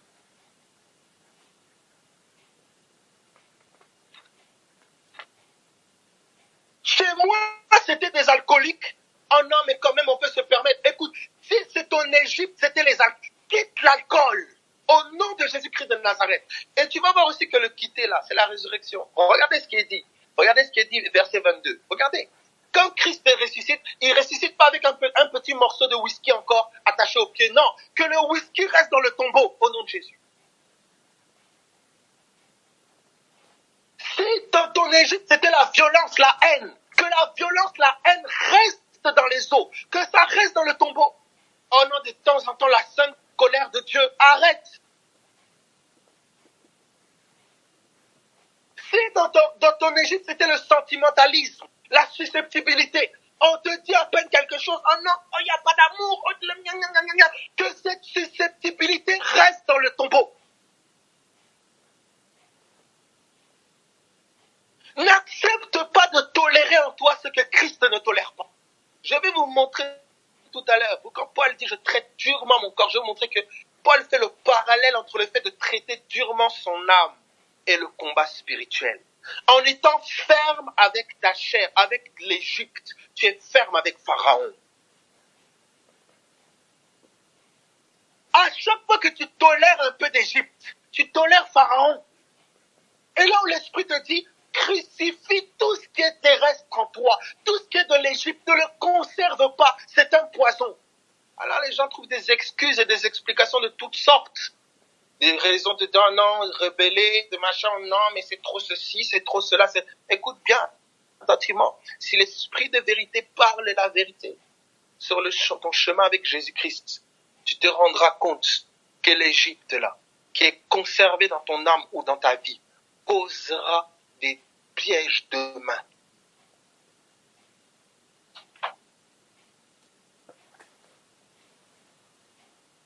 Regardez ceci. Exode. Tu diras à Pharaon, ainsi parle l'Éternel, Israël est mon fils, mon premier-né. Vous voyez, il parle d'Israël comme son fils. Et regardez ce qu'il dit. Je te dis, laisse aller mon fils pour qu'il me serve. Regardez. entends ceci, écoutez attentivement. Laisse aller mon fils. Dieu s'adresse à Pharaon. Pharaon empêche. L'Égypte empêche le fils de sortir. Dieu parle, il dit Pharaon, laisse aller mon fils. Écoute, tout ce qui en toi empêche le fils de sortir, tout ce qui en toi empêche l'exode, l'Esprit de Dieu dit au nom de Jésus-Christ de Nazareth, que tout esprit tel qu'il soit, maladie, démon de toutes sortes ou autres, à l'instant où je parle là, laisse le fils sortir au nom de Jésus. Que la parole prenne vraiment place, le Fils de la rédemption, le Fils de la guérison, le Fils de la liberté, au nom de Jésus-Christ de Nazareth. On ne demande pas au Pharaon, s'il te plaît. Non. Dieu, la parole contre Pharaon est claire. La parole contre ton addiction est claire. Je ne sais pas qui est le Pharaon, je ne sais pas qui est l'addiction, mais la parole est claire. Dieu l'a promis. Ne donne pas des excuses à Pharaon. Ne donne pas des excuses à la captivité égyptienne. Donc quand vous lisez l'Exode, vous êtes en train de lire comment le Seigneur vous a franchi. C'est avec puissance qu'il a frappé l'Égypte. Mais vous verrez aussi comment l'Égypte a essayé de résister. Comment l'Égypte a essayé de tenir ferme. Mais vous vivez l'Exode. Voilà pourquoi Dieu disait, Moïse a dit, Dieu vous suscitera un prophète comme moi. Quel prophète? Ah bon? Un prophète de quoi? De l'Exode.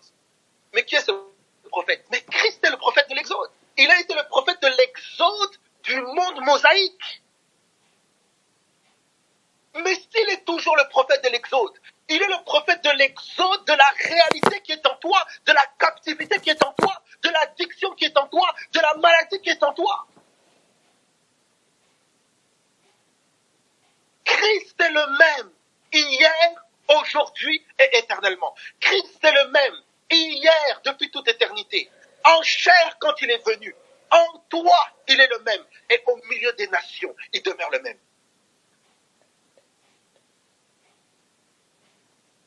Alors, regardez ceci ici. Donc tu vois que comment tu es en train de lire Exode, mais c'est l'actualité. Oh, l'Exode est un livre de l'Égypte. L'Égypte est une nation qui devait ôte le voile. Regardez ici. Il dit, ainsi par l'Éternel, Israël est mon fils, mon premier-né. Je te dis, laisse aller mon fils pour qu'il me serve. Laisse aller mon fils pour qu'il me serve. Dieu que je sers en mon esprit. C'est l'esprit qui sert. À mesure que l'esprit s'incarne, le service est accompli. Laisse aller mon fils qu'il me serve. C'est le ressuscité en moi qui glorifie les valeurs d'en haut. Je ne peux pas, moi, parmi aucun homme, aucun être humain. Dieu n'est pas servi par des mains humaines, comme s'il avait besoin de quoi que ce soit. C'est le Fils en moi, c'est le ressuscité en moi qui est l'intercesseur. C'est le ressuscité en moi qui est le serviteur. C'est le ressuscité en moi qui est le Fils. C'est le ressuscité en moi qui est la lumière. C'est lui qui est tout.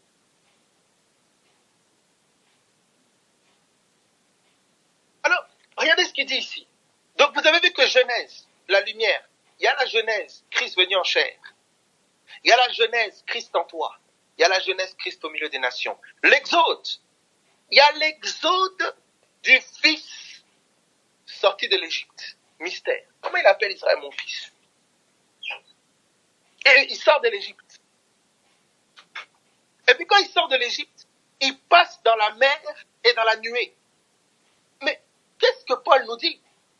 Ils ont été baptisés, 1 Corinthiens 10, 1. Ils ont été baptisés dans la mer et dans la nuée. Donc la mer et la nuée, c'était des baptêmes. Oh frère, mais j'aime ce 4D. Mais vous pensez que oh non, le 4D, 3D, c'est les hommes pour créer ça. Dieu était déjà dans le 4D. Oh, il était déjà dans la haute définition. Tu es en train de lire un texte, mais il est à 1D, 2D, 3D, 4D. Et c'est là. Voilà comment les gens ont réduit les Écritures à une photo. Béni soit Dieu que les fils rentrent dans la photo. Béni soit Dieu que les fils ont les lunettes 3D, 4D. Donc ça veut dire que, mais tu vois pas que quand tu vas même, je sais pas moi, film, cinéma, film 3D, quand tu mets pas les lunettes, tu vois pas que c'est grésillé? Beaucoup n'ont pas les lunettes de l'esprit. Donc c'est grésillé. Voilà. Donc on fait dire tout et n'importe quoi. Mais quand tu mets les lunettes, oh là, tu vois, oh, Jésus, Jésus, Jésus, Jésus. C'est cela. Mes amis, mettez les lunettes Christ. Des Christ, Christ D. Alors regardez ceci ici. Il dit, tu diras à Pharaon, ainsi parle l'Éternel, Israël est mon fils, mon premier-né. Voilà, j'ai juste pris un passage. Mais si maintenant vous commencez à méditer l'Exode, waouh, vous découvrez vraiment l'Exode du Christ au-dedans de vous. Le Christ en vous qui sort des ténèbres de l'Égypte qui était en vous. L'Égypte, en hébreu, c'est terre d'oppression, terre de dépression, de captivité. Donc tout ce qui est en toi t'étouffe, te rend captif. Ça peut être démon, maladie, addiction ou autre. Il y a une promesse. Il y a une promesse d'un fils qui doit sortir, qui doit être formé en toi. Tu as l'espérance. Quel que soit le temps de la captivité, il y a une promesse. Dieu a parlé.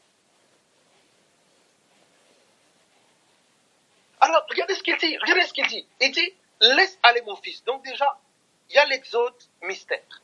Ancien Testament, on dit, quel fils tu parles? Quoi? C'est quoi? Où ça? Oh, Israël, ok. Ensuite, il y a l'exode de ce Christ en chair qui sort le peuple de la mentalité de l'ancienne alliance, le monde mosaïque.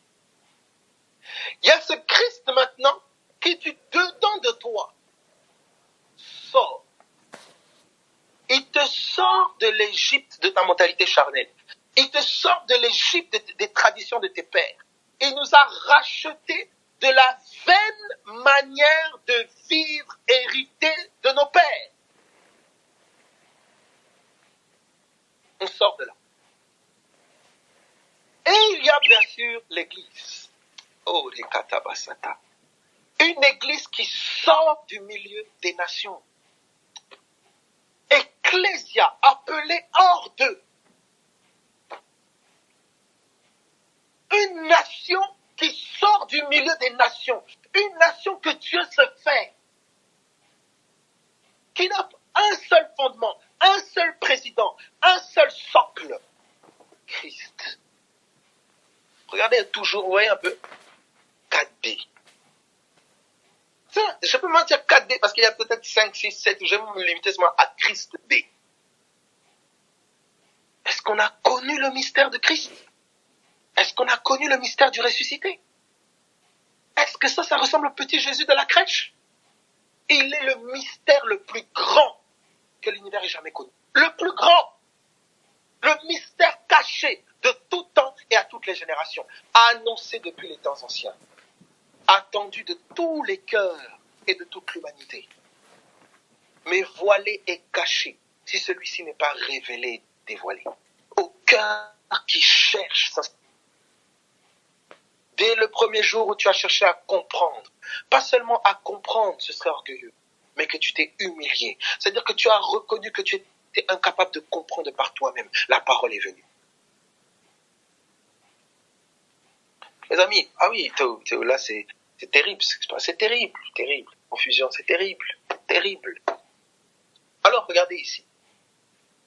Okay.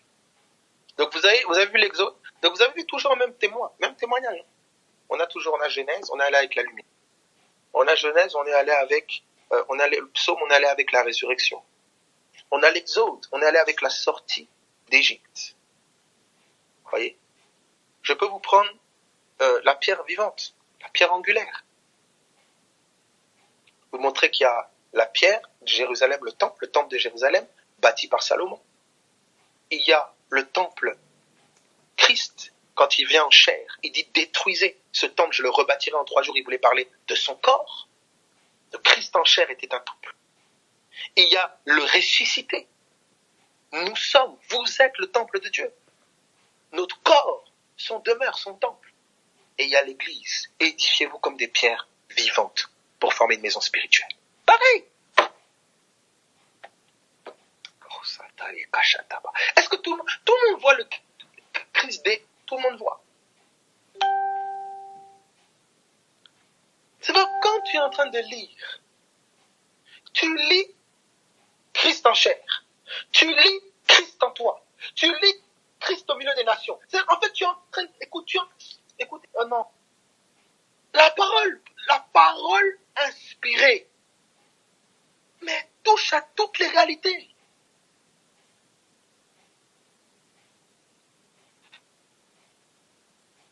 Ça veut dire que, quelle que soit la captivité sous laquelle le capitalisme, communisme, toute forme de corruption dans le monde, quel que soit le joug égyptien qui tient les nations, écoutez, il y a un fils-nation qui va émerger.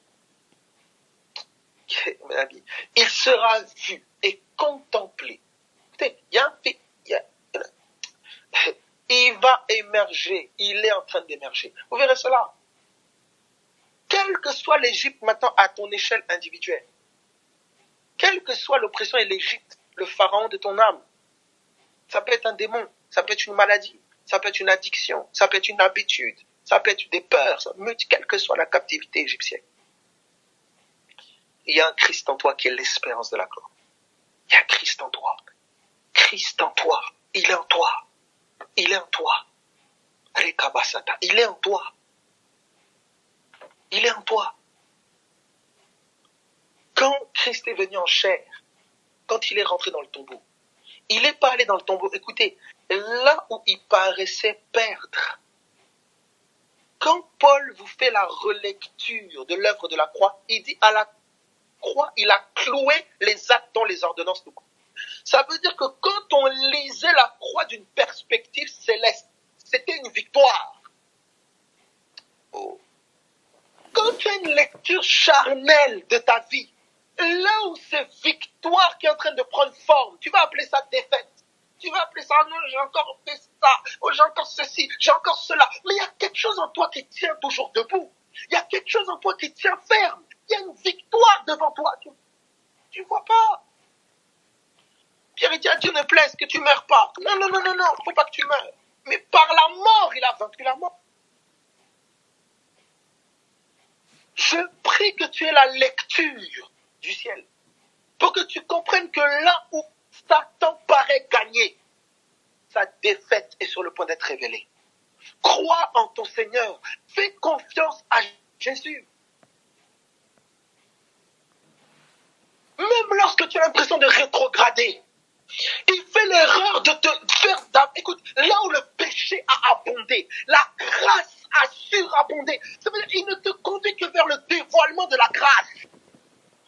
Fais confiance à ton Dieu. Écoutez, perdez pas du temps dans des débats inutiles ou je ne sais, faites confiance à Jésus-Christ.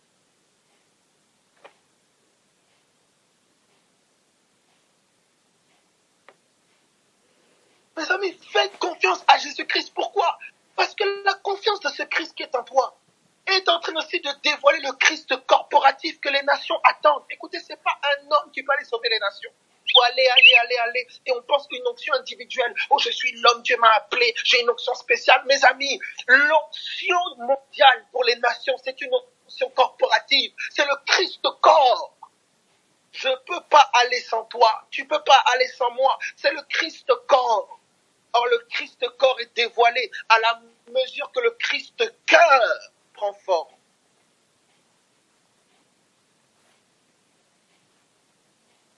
C'est l'évangile, le mystère caché, le plus grand, à mesure que les cœurs ne laisseront régner que Christ. Alors le corps de Christ sera vu. Et c'est ce qui est en train d'arriver. C'est cela. Des petits Christ pour un grand Christ. C'est exact, c'est cela. Alors, de manière pragmatique, je terminerai. Oh, il est 23h, Seigneur Dieu. Ah, les katabasata. Bon. Permettez-moi 10 minutes. Je termine sur ce combat pragmatique. Parce que vous avez vu que, quand on regarde le Christ mystère, il y a un combat. Lumière, ténèbres, l'Égypte, les Hébreux. Quand on regarde le Christ chair, il y a un combat. L'Antichrist.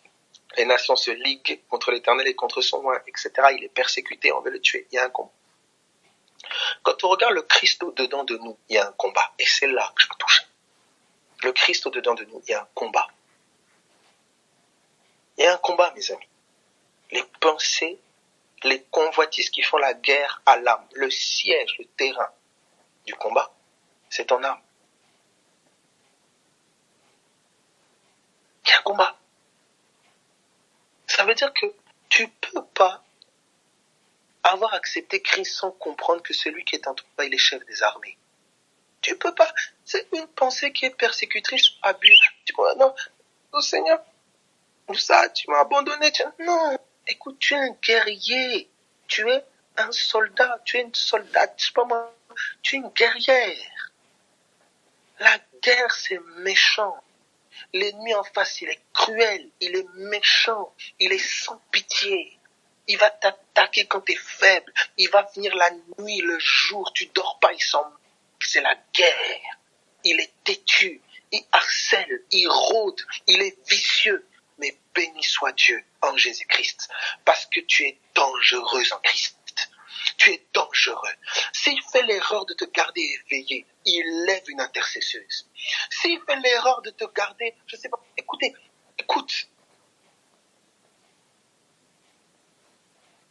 Que Christ en toi, il révèle qui il est.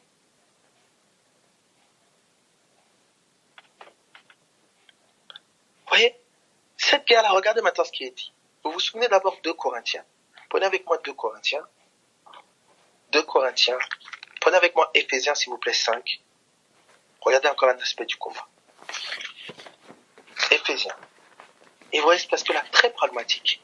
Vous voyez qu'on arrive à un Christ qui est mystère, qui est fait chair, toujours extérieur, mais progressivement on arrive à un Christ au-dedans de nous. C'est le mystère de l'apôtre Paul, Saint-Esprit. On arrive à un Christ en nous, une exode au-dedans de nous, une genèse au-dedans de nous. En fait, c'est vraiment la pensée de Dieu qui fight avec toute autre pensée au-dedans de nous qui n'est pas la pensée de Christ. La parole de Dieu qui fight avec toute autre parole au-dedans de nous qui n'est pas la parole de Christ.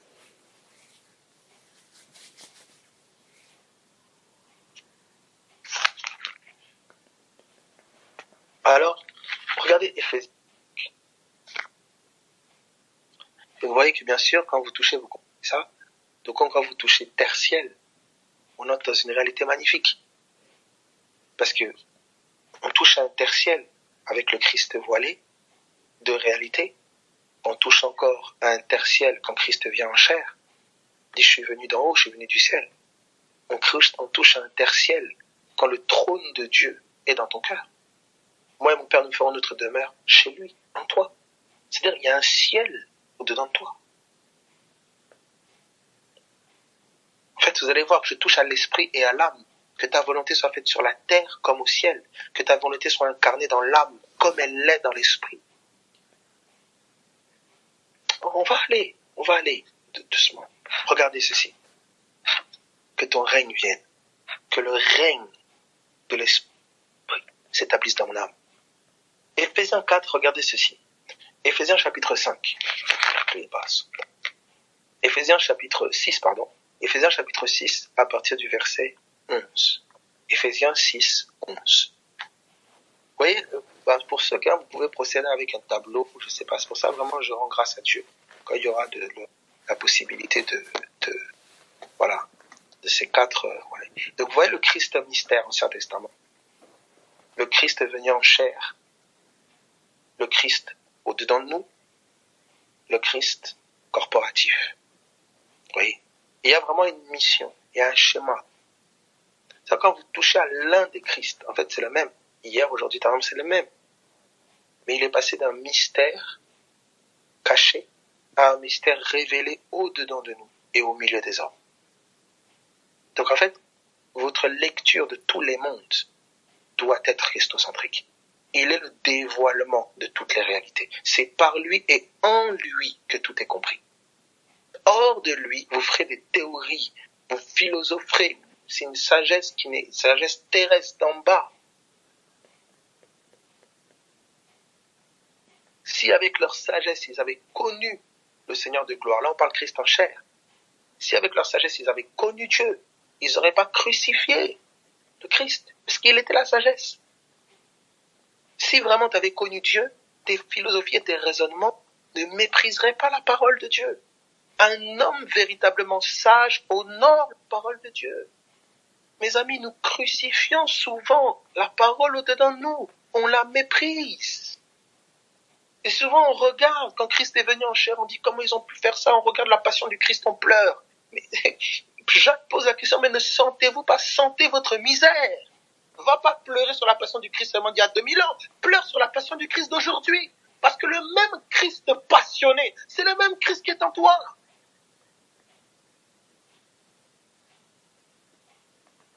Le même Christ passionné, c'est le même Christ qui est au milieu des nations.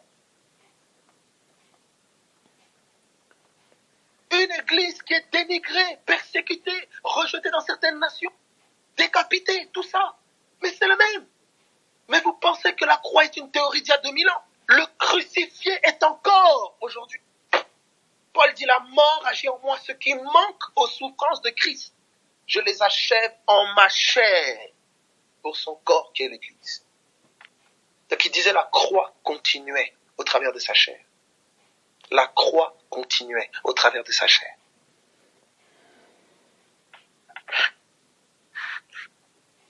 On peut parler de résurrection sans mort. Sinon, on ne parle pas de papillon sans chenille. Alors, regardez ce qu'il dit. Il dit ceci.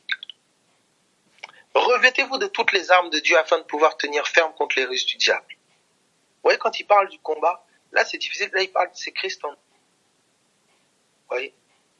Il dit, car nous n'avons pas à lutter contre la chair et le sang, mais contre les dominations, contre les autorités, contre les princes de ce monde de ténèbres, contre les esprits méchants dans les lieux célestes. C'est pourquoi il dit, c'est pourquoi prenez toutes les armes de Dieu, afin de pouvoir résister dans les mauvais jours. Il commence à te parler comme un soldat. Donc il te dit déjà, tu es dans une guerre, tu es dans un combat.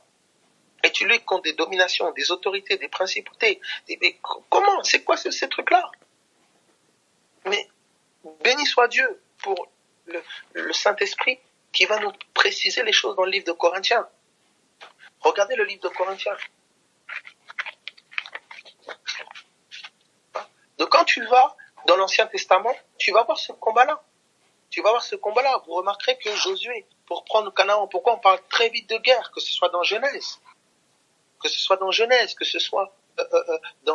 livre d'Exode, que ce soit dans le livre de Deutéronome, que ce soit dans le livre de Josué. On parle de conquête, il y a un pays qui a à conquérir, parce qu'il y a des géants, les Amoréens, etc., etc. Tout ce combat-là que tu étais en train de voir, mais un mystère, il était voilé.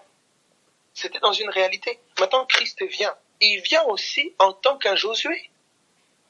Et d'ici Josué, vous avez donné le vrai repos. Avez donné au peuple le vrai repos. Dieu ne parlerait pas d'un nouveau repos. Ça veut dire que Josué n'a pas fait entrer le peuple dans le repos véritable. C'était l'ombre du repos. Le vrai repos, c'est Christ, le Josué, le Yoshua, le Sauveur, qui fait entrer dans le vrai repos. Et c'est le repos de nos âmes. Voyez? Alors, regardez ce qui est dit, regardez ce qui est dit dans 2 Corinthiens, je termine. 2 Corinthiens, chapitre 10. 2 Corinthiens 10, à partir du verset 3. C'est ce qui est dit.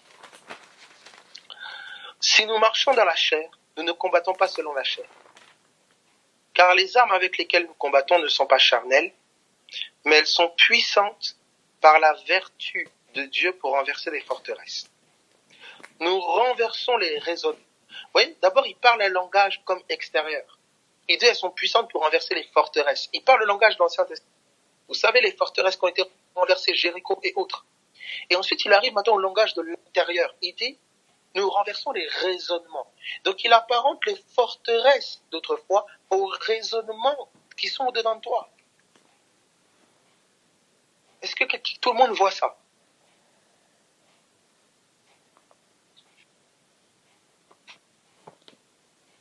Oui. Donc, ce Josué qui est envoyé avec toute une armée pour renverser les forteresses, c'est 2 Corinthiens 10:3. Et bien, qu'est-ce qui se passe aujourd'hui? C'est un Christ en moi. C'est la pensée de Christ, c'est la parole de Christ en moi qui renverse les raisonnements. Et regardez ce qu'il dit, il continue. Il dit, et toute hauteur qui s'élève contre la connaissance de Dieu, il y a des choses en moi qui s'élèvent pour m'empêcher de saisir Dieu, d'expérimenter Dieu, de connaître Dieu, véritablement tel qu'il est.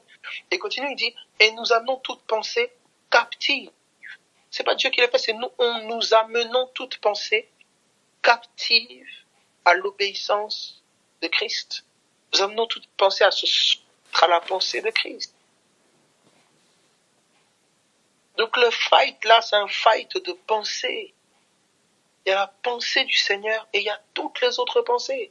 Et si t'es pas ferme, regardez maintenant ce qui est dit. Regardez comment il le dit dans 1 Corinthiens 9. Voilà pour ça que Paul vous parle du bon combat de la foi. Regardez comment c'est pragmatique. On arrive maintenant à une réalité intérieure, c'est une réalité de pensée. Si tu ne connais pas la pensée de Christ pour cette situation, tu n'as pas la pensée de Christ, comment tu as amené les autres pensées captives à l'obéissance de Christ? Il y a une fermeté de pensée, d'être focus dans une pensée. En fait, quand on fait référence justement au cerveau, etc., quand on parle des pensées, on sait que les pensées, physiologiquement, c'est produit dans la tête. On a tendance à penser dans la tête. Mais en fait, spirituellement, on parle des pensées du cœur. C'est pour ça, regardez maintenant ce qui est dit dans 1 Corinthiens 9. Regardez ce que l'apôtre Paul nous dit. 1 Corinthiens chapitre 9. Regardez ce qu'il dit. 1 Corinthiens 9, à partir où tu es 1 Corinthiens 9, à partir du verset 20, quelque chose, je pense. Voilà. Allez, regardez. Verset 25. Tous ceux qui combattent, restez bas s'il vous plaît, tous ceux qui combattent s'imposent toute espèce d'abstinence. Et ils le font pour obtenir une couronne corruptible. Il compare à un combattant. Il dit tous ceux qui combattent s'imposent toutes sortes d'abstinence pour obtenir une couronne corruptible. Mais nous, faisons-le pour une couronne incorruptible. Il nous appelle à nous abstenir de certaines choses. Comme un combattant. Et regardez la suite, regardez ce qu'il dit. Moi donc, je cours, non pas comme à l'aventure, je frappe, non pas comme battant l'air. Vous voyez, il parle de la course et de la frappe. En fait, il fait référence à la même chose dans 2 Corinthiens 4. 2 Corinthiens 4, donc, toi qui n'aimes pas peut-être courir, je ne sais pas moi, courir, on parle d'athlète, hein. Vous avez les jeux à l'époque, etc. Il y avait des courses, et on misait tout ça. Et il y avait des combats aussi, des combats dans les arènes. Vous voyez? Et il dit, je cours pas comme à l'aventure. Ça veut dire hors de mes rails, hors de mon circuit, comme sachant pas où je vais, etc. Non, je cours pour obtenir. Je cours pour obtenir comment on dit, la couronne, je sais pas comment on peut dire ça. La médaille d'or, de préférence. Et il dit, je me bats, je tape pas comme brassant l'air. Comme tapant dans l'air, ah oui, je mets des coups de poing dans le vent et tout ça. Non. Je tape pour tuer mon adversaire. Regardez maintenant ce qu'il dit. À quoi tu fais référence, Paul? Parce qu'on se dit, mais les chrétiens, ils sont violents. Mais non, regardez, à quelle violence on fait référence? 2 Timothée 4, à partir du verset 2 Timothée 4, à partir du verset 6. 2 Timothée 4, 6. Il dit ceci. Car pour moi, je sers déjà de libation et le moment de mon départ approche. Verset 7. J'ai combattu le bon combat, j'ai achevé la course. Il parle du combat et il parle de la course. Quel combat il fait référence? Le bon combat de la foi.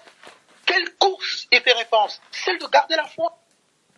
Donc il apparente le fait de garder la foi à une course et le fait de tenir ferme dans la foi à un combat. Maintenant, regardez ce qu'il va dire aux Corinthiens.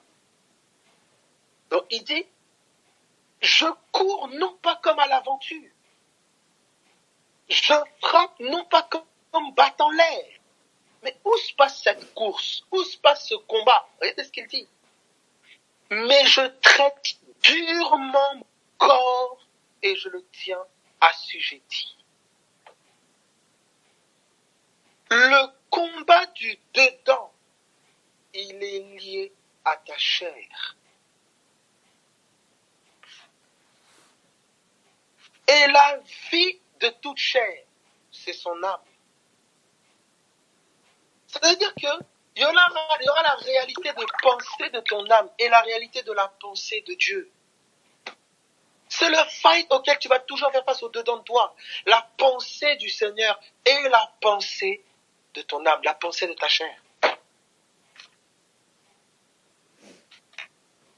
Alors vous allez dire, oui, mais la chair, elle a déjà été crucifiée. Mais oui, amen, dans la réalité de Dieu, dans la parole de Dieu, la promesse. C'est pour ça que le combat que tu mènes, c'est pas un combat pour crucifier ta chair. C'est le bon combat de la foi dans le fait qu'elle est crucifiée. Le bon combat dans la foi dans le fait que c'est fini. Et Satan va te faire croire le contraire. Il va te faire croire que t'es pas guéri, t'es pas délivré, t'es pas crucifié, t'es pas une nouvelle création. En fait, c'est ce fight-là qui a lieu dedans. Alors, qu'est-ce que le Seigneur nous dit? Et c'est pour ça que vous allez voir que où intervient aussi le jeûne. Vous remarquerez que quand on dit la vie de toute chair, c'est son âme. C'est Lévitique 17. La vie de toute chair, c'est son âme. Et vous remarquez ceci, que lorsque, Lévitique 17, verset 11, Lévitique 17, 14, la vie de toute chair, c'est son âme. La vie de la chair est dans le sang. La vie de toute chair, c'est son âme. L'âme est apparentée au sang. Et vous verrez en fait que lorsque quelqu'un mourait, donc l'âme quittait le corps. L'âme n'était plus un corps. Quand la personne revenait, quand Jésus ressuscitait la personne, donc généralement, une des premières choses qui arrivait, Jésus disait, donnez-lui à manger. La personne disait, j'ai faim. L'une des choses qui va contribuer à mortifier ta chair, c'est-à-dire à faire mourir les œuvres de la chair, c'est la prière et le jeûne. La prière fortifie ton esprit, ça t'immerge. Prière, la méditation, dans ce sens-là, pas une prière rituelle, mais une communion avec la pensée de Dieu dans ton cœur. Le fait d'interagir avec Dieu, c'est ton esprit qui est, c'est la pensée de l'esprit, c'est l'esprit dont tu te nourris de ce que Dieu dit. La prière, c'est le lieu où tu apprends à l'entendre, tu apprends à l'écouter. Ça nourrit ton être de ce que Dieu dit. C'est la partie prière. Veiller et prier afin de ne pas céder à la tentation. Il dit la chair, elle est faible. L'esprit, il est bien disposé. Faites en tout temps, par l'esprit, toutes sortes de prières. C'est l'esprit. Maintenant, le côté chair. La chair est apparentée à un voile. C'est pour ça qu'on vous dit qu'à la croix, le voile de la chair a été déchiré. La chair est comme un voile. Ton corps mortel, c'est comme le tombeau. Et le jeûne contribue à amoindrir sa capacité. C'est pour ça que des fois, écoute bien s'il te plaît, des fois tu peux avoir addiction dans l'âme. Tu peux prier dans l'esprit, la parole de Dieu s'affermit en toi, etc. Mais si ton âme, la parole dit ne vous alourdissez pas par le manger et le boire. Ça veut dire que le fait que ton âme soit lourde, que ta chair soit lourde, ça peut te désensibiliser à l'esprit. C'est pas que l'esprit n'est pas là, c'est pas que l'esprit ne fait pas, mais ton être n'est pas sensible à cela. Le jeûne, en fait, ça contribue. C'est bon, écoutez encore ceci, et je terminerai là-dessus. C'est pour ça que quand les disciples, les pharisiens sont venus voir Jésus pour dire, mais pourquoi tes disciples ne jeûnent pas? Il dit, pourquoi voulez-vous qu'ils jeûnent? Parce que l'époux est là avec eux. Avec Christ, il était là en chair. Ça veut dire qu'ils le voyaient en chair, ils le voyaient avec leur sang. Il dit quand l'époux leur sera enlevé, là ils jeûneront. Parce que c'est plus avec leur sens charnel, c'est plus avec leur âme qu'ils devront le percevoir, mais avec les yeux de l'esprit, les yeux du cœur. Et pour cela, là, la chair sera un voile. C'est pour ça qu'il dit, quand il sera enlevé, alors là, ils jeûneront.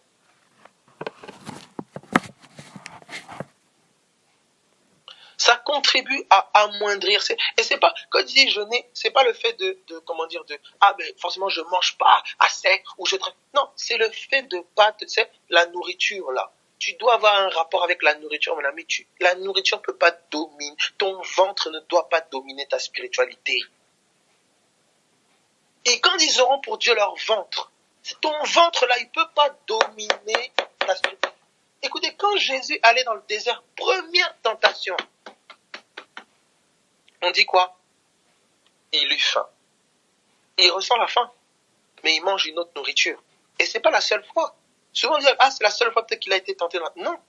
Quand Jésus parle avec la femme samaritaine et que ses disciples lui amènent de la nourriture, il dit non. Non mais, peut-être qu'on lui a déjà donné à manger. Il dit non, j'ai à manger une autre nourriture. C'est la même réponse qu'il avait donnée au serpent dans le désert. L'homme ne se nourrira pas de pain seulement, mais de toute parole qui sort de la bouche de Dieu. Il dit, j'ai à manger une autre nourriture. Ma nourriture, c'est de faire la volonté de mon Père. Donc, l'âme peut goûter à une autre nourriture, celle de l'esprit. Et généralement, quand tu es conduit ainsi, quand la parole de Dieu veut se dévoiler, veut se révéler à ton âme, écoute, tu verras que en jeûnant, ton âme distinguera souvent de manière plus limpide et plus claire la voix de l'esprit en toi.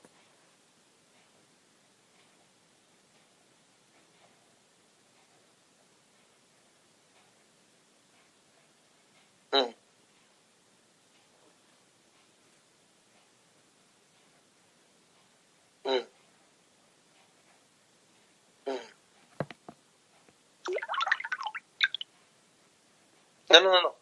Quand il dit, quand il parle de l'époux leur sera enlevé, il fait référence au fait que l'époux, en fait que Christ, ils le verront plus avec leur sens. C'est comme ça qu'il dit, le monde ne me verra plus, mais vous me verrez parce que je vis et que vous vivrez aussi.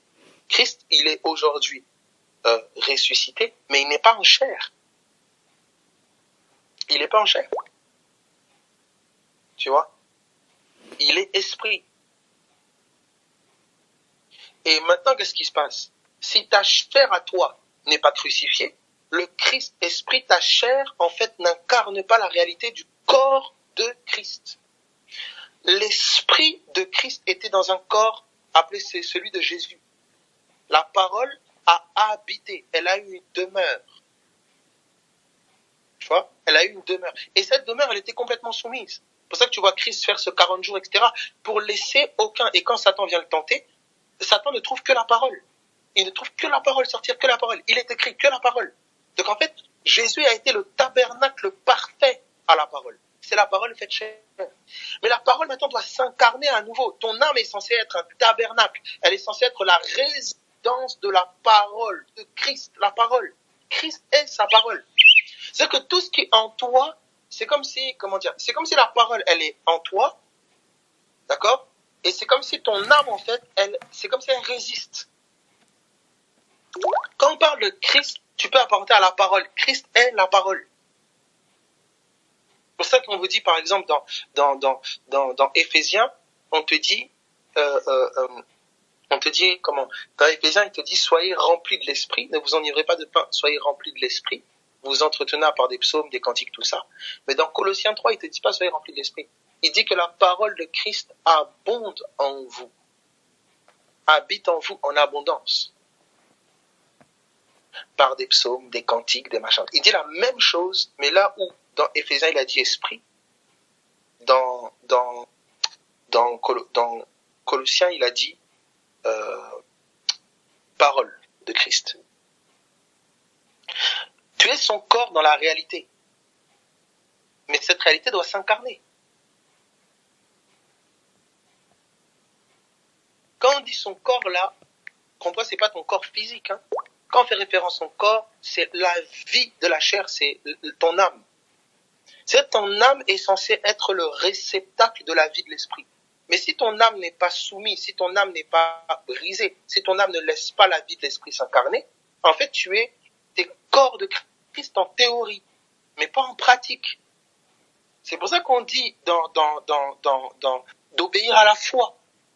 C'est pour ça qu'on dit, par exemple, dans Colossiens, il te dit, vous êtes déjà morts. Dans Colossiens, il dit, vous êtes morts. Dans Colossiens, chapitre 3. Mais quand tu connais, il dit, faites mourir ce qui est terrestre en vous. T'es déjà mort. Oui, en théorie, dans la réalité de Dieu. La parole, t'es mort, c'est fini.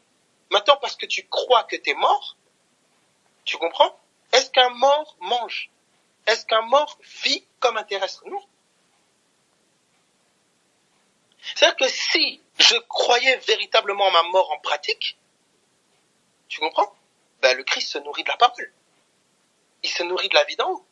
Donc si moi, je me donne à bouffer, vivre terrestrement, etc., je dis en théorie, je suis mort, mais en pratique, je vis pas ma mort. En fait, j'obéis pas à ma foi. Je ne vis pas dans ma foi. Un mort ne marche pas comme ça. C'est ça en fait le truc. C'est que le piège d'aujourd'hui, ça a été que les gens, ils ont parlé la parole avec la bouche, mais les œuvres qui s'alignent avec ce qu'ils croient vraiment, tu vois, c'est ça là qui ne suit pas. C'est ça maintenant que Jacques dit dans Jacques 2. À quoi sert-il à un homme de dire qu'il a la foi, il a la foi? En fait, il parle la parole de foi. Mais les œuvres, ses actions ne s'alignent pas avec ce qu'il dit. Il dit, une telle foi est morte. Donc la foi, elle est là, mais elle n'est pas vivante, elle n'est pas agissante. Tu vois, quand je jeûne, c'est pas que je mange pas. C'est le vrai moi mange. Je mange autrement. Jeûner, c'est le langage pour le terrestre. Mais le céleste mange une autre nourriture. Quand Jésus vient, c'est le témoignage qu'on rend de Jésus. Il jeûne. Mais en fait, Jésus est en train de manger une autre nourriture. Il dit, j'ai à manger une nourriture que vous ne connaissez pas. Donc si tu manges véritablement la parole, tu manges une autre nourriture, tu vas voir que ton ventre là, ton ventre charnel, il va pas courir après, commencer à se gaver, je sais pas comment. En plus, on le vit souvent naturellement. Quand tu es immergé dans la pensée de Dieu, immergé dans la parole, tu vois déjà généralement que c'est comme si tu n'as pas faim. Donc c'est pas en soi qui te dit, il faut pas que je mange. Non. C'est qu'il faut que tu manges une autre nourriture. Il faut que tu manges en t'immergeant, en mangeant la parole, en désirant la parole, en ton être, en désirant la parole, qu'est-ce qui se passe? Tu verras que ton autre côté de toi, il meurt. Il est crucifié.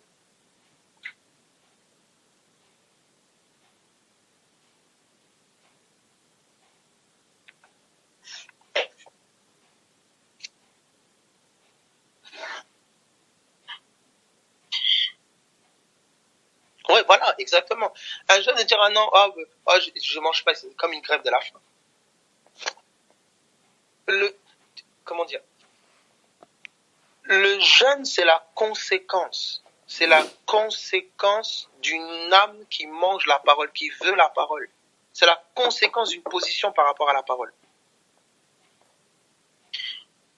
Tu vois, c'est pas je jeûne pour obtenir quelque chose. Je jeûne pour, non. Le jeûne est la conséquence d'une position de cœur par rapport à la parole.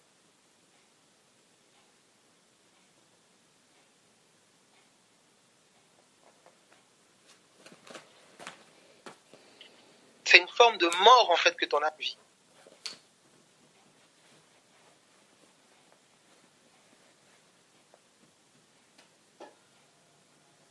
Bon, il est 23h30.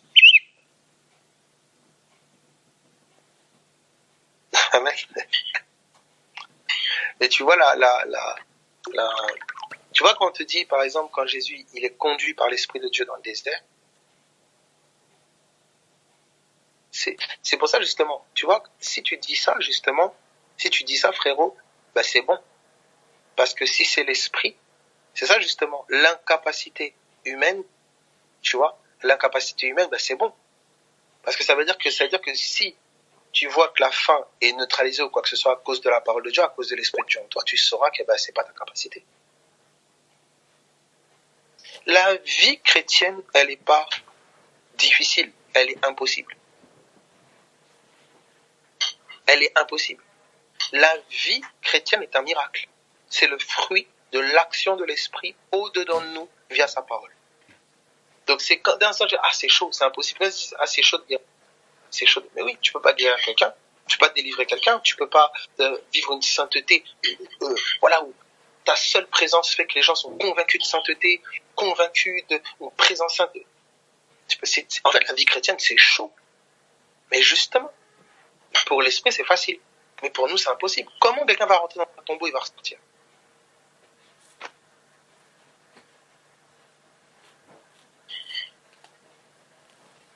Et généralement, cette crise-là, quand la réalité de la parole, elle est dépeinte, il y a ce sentiment d'incapacité, d'impossibilité qui s'établit. C'est automatique. Si la vraie parole est dépeinte, il y a un sentiment d'incapacité que mon âme ressent. Quand ça que Paul il te dit, il a la perfection de la loi en face de ses yeux, il dit, j'ai la volonté de faire le bien, j'ai pas le pouvoir. C'est-à-dire, il y a une frustration qui naît, qu'il est dans l'incapacité de réaliser ce que la bonne loi, en fait, ce que la perfection que la parole présente. C'est pour ça qu'il se tourne matin, il dit grâce soit rendue à Jésus-Christ. Il réalise sa misère, son incapacité. Et c'est là qu'il se tourne vers la grâce qui est en Jésus-Christ.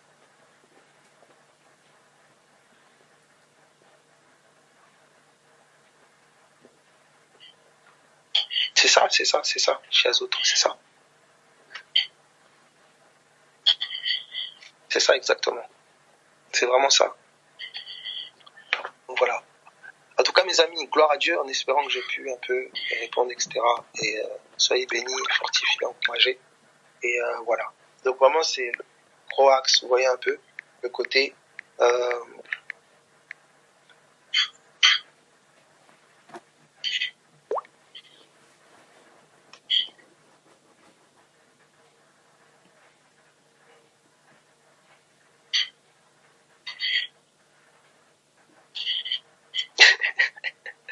là, je vois ce que tu veux dire.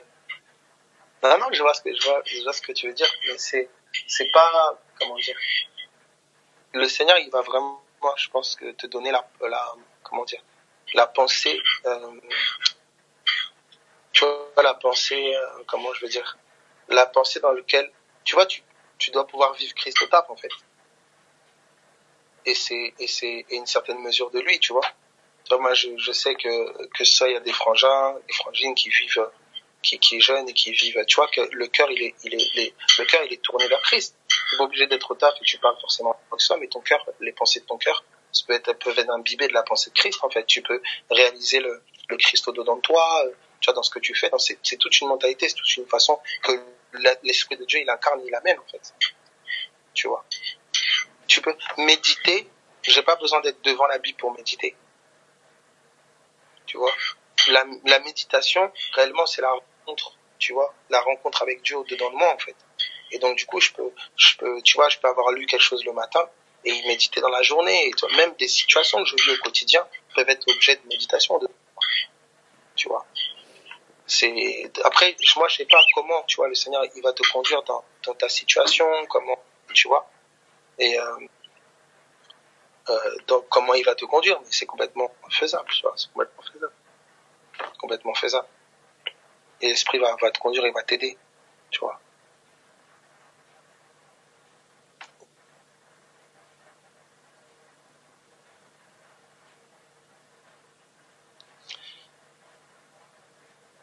Le quête, frérot, il va vraiment il va t'inspirer, il t'inspirera de l'intention où la pensée, elle est là, tu vois, de la pensée du Seigneur, en fait, tu vois. Je veux me nourrir de ta parole, plus que même la nourriture de mon corps, machin, etc. Tu verras que c'est l'Esprit qui va le produire. Mais il le produit déjà d'une intention de ton cœur qu'il pose justement par sa parole, tu vois. Et donc c'est un peu ça. Ça, c'est comme le prier, tu vois. La parole dit, nous ne savons pas ce qu'il convient de demander à Dieu. Mais l'Esprit lui-même, il produit l'intercession en nous. Et la prière, à chaque fois que tu lis les Écritures, elle a toujours été associée au jeûne. Toujours. Il dit quand il parle du Notre Père, par exemple, il dit lorsque vous priez, mais il dit lorsque vous jeûnez. Il y a toujours cette association. À chaque fois que tu voyais, par exemple, les aînés qui cherchaient la face de Dieu, etc., ils couplaient. Généralement, c'était couplé au jeûne. Donc, si l'Esprit de Dieu s'est intercédé dans ton cœur et tu le vis déjà. L'Esprit de Dieu s'est intercédé en toi et produit la même incapacité face à ce qu'il faut lui demander. Nous ne savons pas ce qui convient de demander à Dieu. C'est l'Esprit lui-même qui intercède en nous. Je ne sais pas comment, ne pas manger ou comment jeûner, et que ça va. L'esprit lui-même, en fait, il me conduira dans un jeûne adéquat et adapté à, tu vois. Il sait. Donc c'est toujours la base, n'oublie jamais toujours cette confiance au Saint-Esprit, et ben, Saint-Esprit, conduis-moi, je te fais confiance, et voilà, donne-moi de vivre davantage de toi en moi, c'est ça.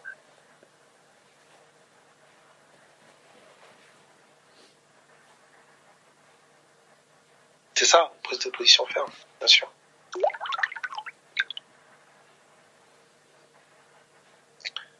Soyez encouragés en tout cas tout le monde, vraiment. 22h37, vraiment un plaisir encore d'avoir pu partager avec vous, soyez bénis. Et donc voilà, soyez vraiment encouragés, fortifiés. Et sans doute à demain.